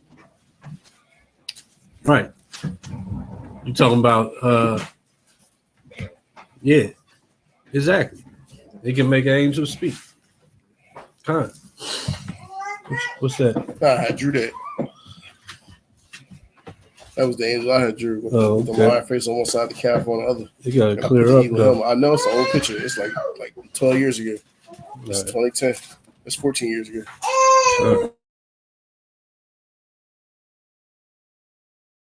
Wait. It's a question.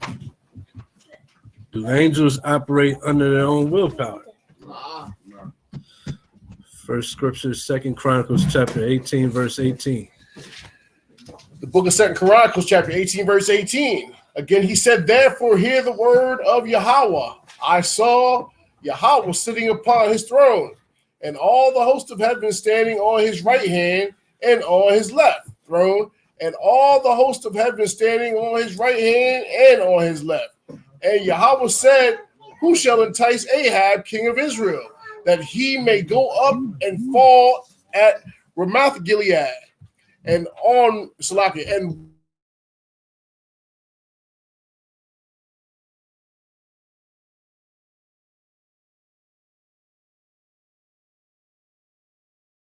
entice him. And Yahweh said unto him, wherewith? And he said, I will go out and be a lying spirit in the mouth of all his prophets. And Yahweh said, thou shalt entice him, and thou shalt also prevail. Go out and do even so. Now, therefore, behold, Yahweh hath put a lying spirit in the mouth of these thy prophets, and Yahweh hath spoken evil against thee. So whether it be known or not, this is be going on in the heavens as we speak. Yahweh, even though he does everything, he still has counsel with his left hand angels and right hand angels. And they do exactly what they're given permission to do. Deuteronomy 32. Huh? Deuteronomy 32, 39. You're asking a question? No, I guess a little precept, I guess. Yeah, you're asking, is that a precept to it? 32 and what? 39. No, there is no God with me. I cannot make alive a wound or heal, neither is there any that can deliver out of my hand. Yeah, for the point I made about, is everything's the Most High. So, somebody read that, Deuteronomy 32 and 39. The book of Deuteronomy, chapter 32, verse 39. See now that I am he, and there is no God with me. I kill and I make alive. I wound and I heal. Neither is there any that can deliver out of my hands. Right. And how does he manifest this power? How does he act out the killing? How does he act out the wounding? How does he act out the healing? How does he act out the deceiving a king from his purpose? How does he act those things out? He sends spirits. He sends angels to do his work. But it's still him doing it. There's some cats that a lot of OT cats can't understand this. Oh no, there's only one God, brother. Yeah, well, OT lets us know that there's one God, and he sends little guys to do his work because that's his prerogative. We also see where back during Moses' time, when that he would hard Pharaoh's heart. Mm-hmm. So likewise, Right. He sent a spirit. Real quick, watch this. Judges, no, 1 Samuel. 1 Samuel 13.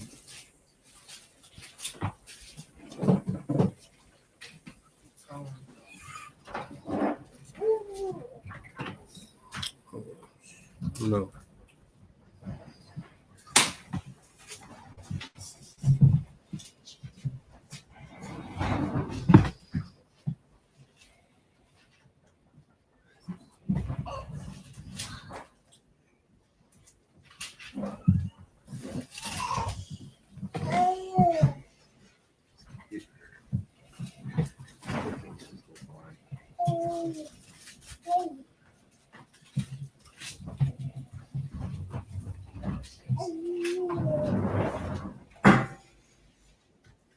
We see time and time again where the Most High persuades the heart of man. So the king's heart is against the Lord as a mighty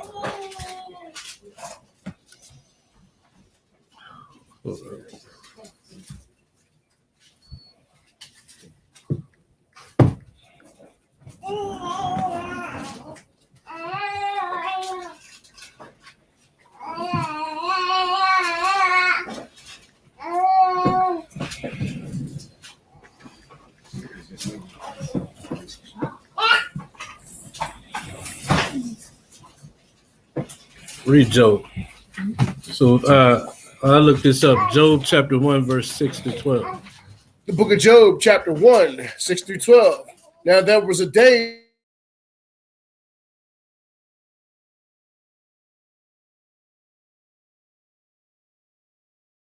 Yahweh said unto Hashatan, whence cometh thou? Then Hashatan answered Yahweh and said, from going to and fro in the earth, from walking up. My servant Job, that there is none like him in the earth, a perfect man, an upright man, one that feareth Yahweh, and escheweth evil. Then Hashatan answered Yahweh and said, Doth Job fear Yahweh for naught? Has thou not made a hedge about him and his house, and about all that he hath, or every side? Thou hast blessed the work of his hands, and his substance is increased in his land. But put forth thine hand now, and touch all that he hath, and he will curse.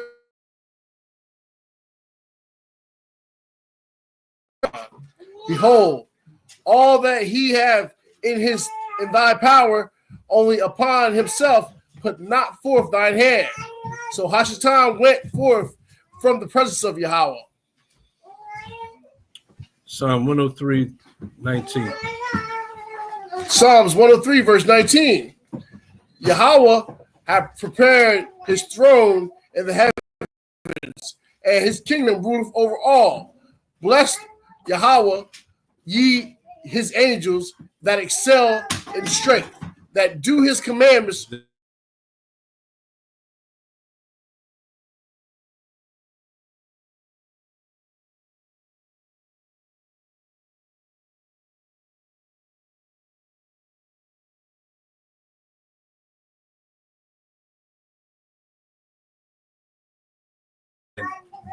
They only do what's pleasing to the Most High. That's all they do. Whether it's evil or good, it's always at the commandment of the Most High. These angels that are always on the earth, we can see that in 1 Samuel chapter 28, verse 13. When Saul went to the woman with familiar spirits, We're saying what? before she saw 28.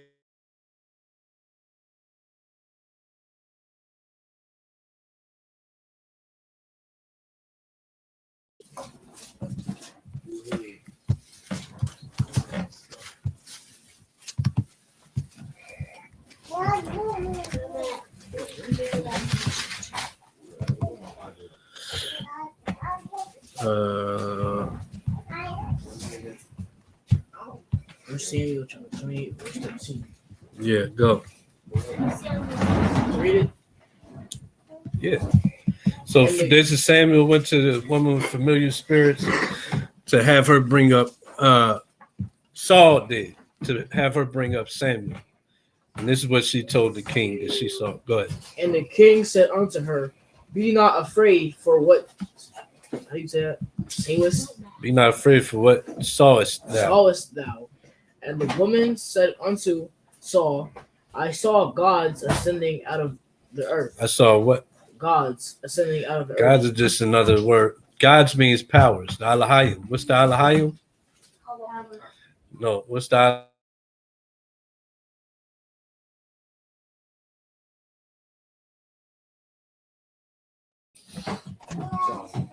So this woman saw them doing what? Coming and going on the earth, letting us know that what?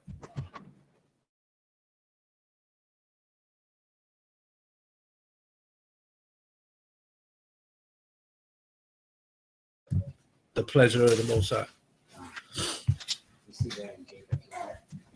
And Jacob's ladder too, as well. Exactly. Doing what? Their own will? No, they're here to do the will of the Most High at all times. Not sometimes. So when you hear about, the angels.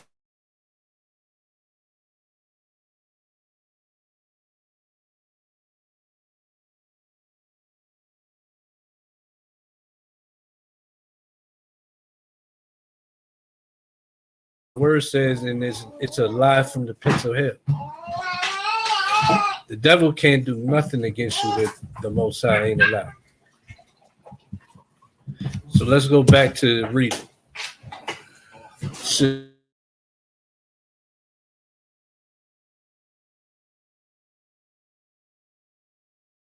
Unto the land of Seir.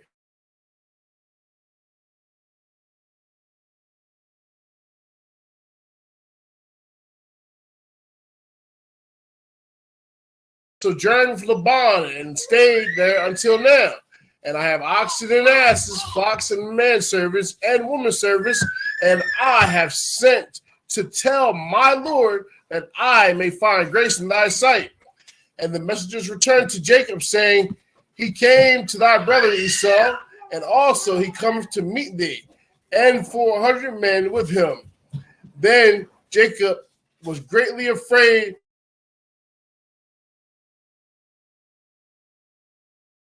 and the flocks and the herds. So real quick.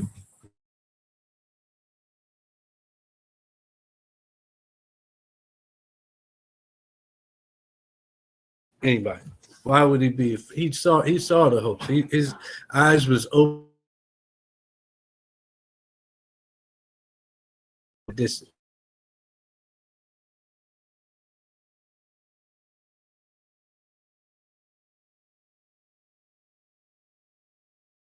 close, but I wouldn't say lack of confidence.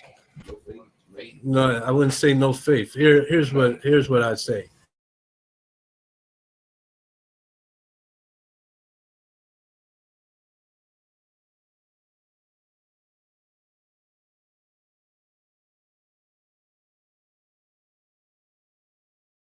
Right, to bring wrath or to bring protection yet. It's not a lack of faith. He just doesn't, he knows they're there. He knows what they could be here for. So his faith is going to be shown in his next actions.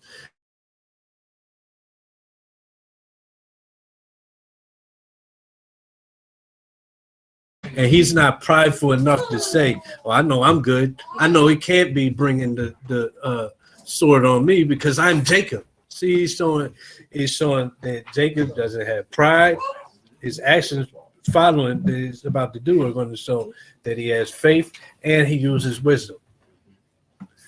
But he's not even he's sure about the actions of leaving. Remember, he was blessed leaving. But he just doesn't know what these ain't.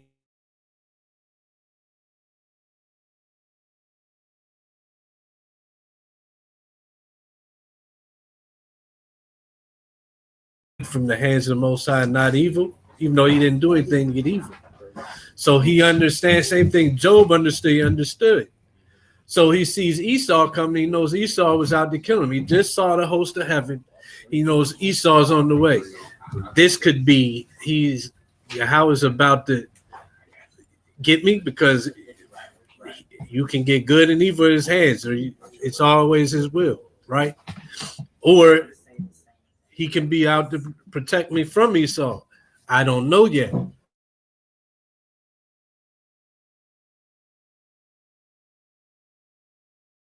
He divided the people that was with him. Now he's showing wisdom. I'm going to divide the people. That's wise. Because if one part gets smitten, the other part gets away. Wisdom, go ahead. And the flocks and herds and the camels into two bands, and said, if Esau come to one company and smite it, then the other might slack it. Then the other company which is left shall escape. And Jacob shall, O God, my father Abraham, and God of the father Isaac, and Yahweh, which says unto me. Hold on real quick. So he's going straight to prayer. And in his prayer, he's about to remind God what you said to me. Go ahead. And saidest unto me, return unto thy country and to thy kindred, and I will deal with thee. Mm-hmm. I am not worthy. I am not worthy. I am not worthy. Humility.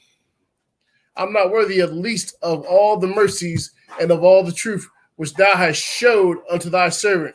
For with my staff I pass over this Jordan, and I now am become two bands.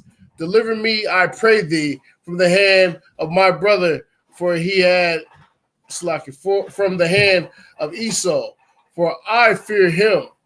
And thou saidest, I will surely lest he will come. Lest he will come and smite me, and the mother with the children. And thou says, so he fears for everybody's sake, and he's humble. He didn't say, "Oh, I'm straight. I got you. I saw the angels. I'm gonna just go to war with Esau." He went to what? Calling on his deliverer. That shows his faith. I'm not worthy shows his humility. Breaking up the band shows I'm moving in wisdom. We also see that the Most High is blessing Esau with the sword. And he knows that blessing. He definitely knows that blessing. How does the Most High work this deal or not? That Esau is doing his thing because it's been appointed unto him. And here I'm coming into this. That would be why. So now it makes sense where, okay, he could be here. Two different things could be going down. So Jacob ain't just assuming, I'm Jacob, I'm great. He's like, look, I'm not even worthy for what you told me to go, and you blessed me before I left from Laban. And guess what? I wasn't worthy of it. It's like we went through with the fleeing the murderous spirit.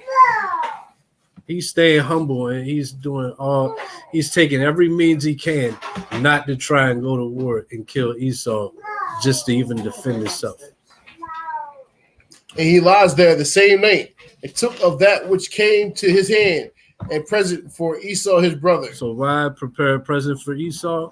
More wisdom. Sirach 20 and 29. Give me that. Quick on sword. Sirach 20 and 29.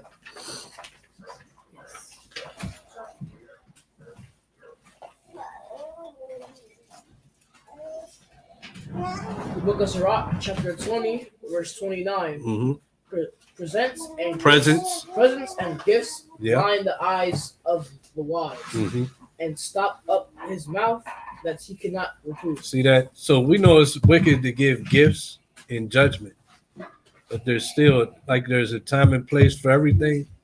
Sometimes there's a time and place to give gifts because they'll even blind the eyes of the wise and shut up the mouth that he cannot reprove. So he knows I'm going to send these gifts ahead before Esau even comes to me. Just off of these gifts, he's already might be in favor to me because he sees the gifts that I sent him. You understand? Do y'all understand? Why would he send gifts ahead?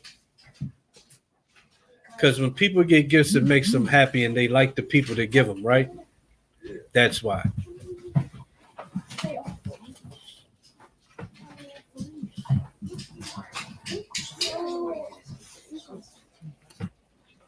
20 minutes before his bus? Oh, okay. You want to just take him and I'll finish out? I want to finish the chapter.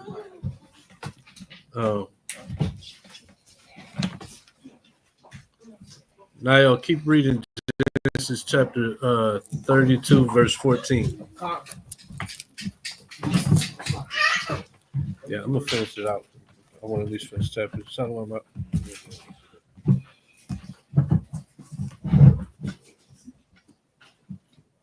You want me to read it now? Yeah. Yup. No, they got a roll. Shalom. Go ahead, read. 200. So, Kalak, did you hear the scripture we read? So why would he send a gift? Presents, Sirach 20 and 29. Presents and gifts blind the eyes of the wise and stop up his mouth that he cannot reprove. So he sent the gifts ahead that before he even comes, he already could be in his favor. Because who doesn't like somebody that gives him gifts? So this is him using more wisdom and showing that it's a sin to give gifts in judgment, but that doesn't mean it's a sin to give gifts, right? It's a sin to give a gift to a judge so that he'll judge you in his favor or judge somebody else in your favor. That's wicked. But what Jacob's doing here is using wisdom. God, now, verse 14, Genesis 32 and 14. 200 she-goats and 20 he-goats. 200 ewes. 200 she-goats, 20 he-goats. No, 200 ewes. 200 ewes. And 20 rams. 30 milch camels. Yep. With their coats.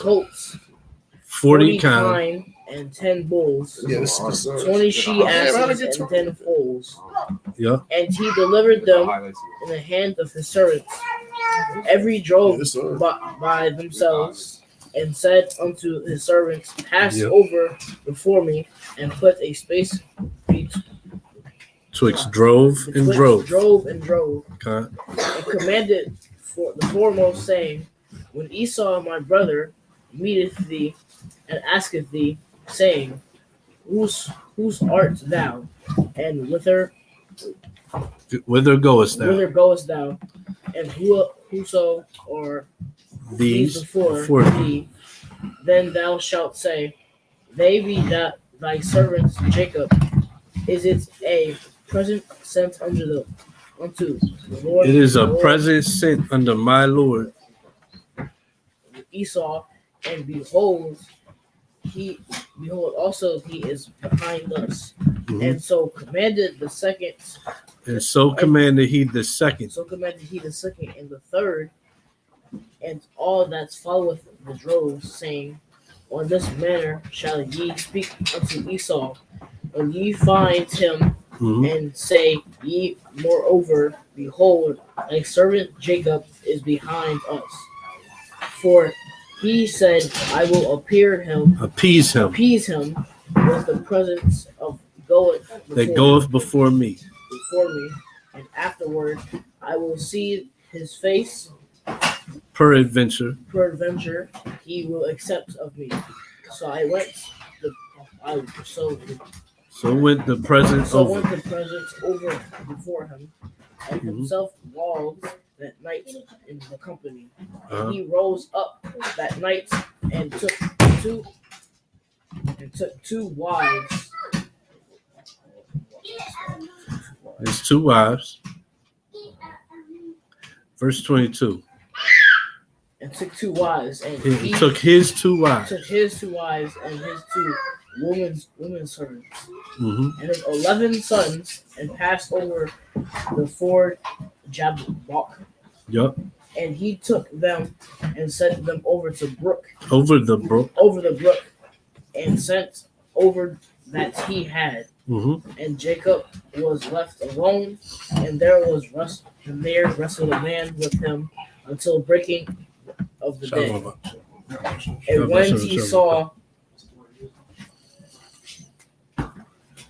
he saw that he prevailed not that he prevailed not against him. Against him, He touched the hollow of his thigh. he touched the hollow of his thigh. Verse 25. And out of the joint, and as he wrestled with him, No, the hollow of Jacob's thigh. the hollow of Jacob's thigh was out of the joint. And as he wrestled with him, he said, Let me go, for the day breaketh. And he said, I will not let thee go, except thou bless me. Go ahead. And he said unto him, What is thy name? And he said, Jacob. And he said, Thy name shall be called no more Jacob, but Israel. So this is when Jacob's name was changed to Israel, after he had fought with the angel and prevailed. And why was it named Israel? Go ahead. For as the prince hast thou As power, a prince hast thou power, meaning you have power. Go ahead. with Yahweh and with men, and hast prevailed. So Israel means prince of the power. That's how he got his name changed from Jacob to Israel. And Jacob asked him, he said, Tell me, I pray thee, thy name. And he said, Wherefore is thou that dost ask my name? And he blessed him there. And Jacob called the name of the place Peniel, for I have seen Yahweh face to face, and my life is preserved. And as he passed over Peniel, the sun rose upon him, and he halted upon his thigh. Therefore the children of Israel shall eat not of the sinew with strength, which is upon the hollow of the thigh, unto this day, because he touches the hollow of Jacob's thigh. In the sinew of the sinew, there's shrink, and we can drop that there.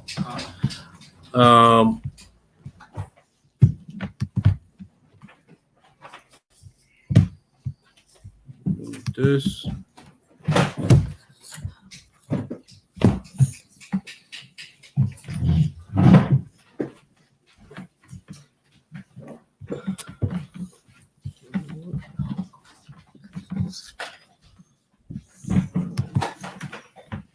So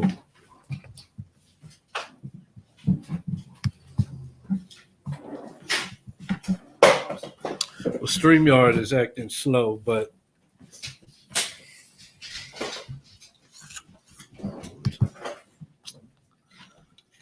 yeah, so we're going to end there with Genesis 32. That was the whole chapter. Hope the class was edifying. Y'all get a lot out of it? Yeah, Khan. All right. All praises. So yeah, we're the Hebrew chosen elect, our woman in Delaware. This has been our Sabbath class that we hold usually on Saturdays from 1 to 4 o'clock. Today we got a little bit of a late start, but either way, to anybody that watched, thank you for coming. Hope you learned something. I want to end by giving all praise, glory, and honor to Yahweh, by Hashem Mashiach, Yahweh Shai. What else? I think that's it. Yeah, so all praise, glory, and honor to Yahweh, by Hashem Mashiach, Yahweh Shai. That means Yahweh being the name of God.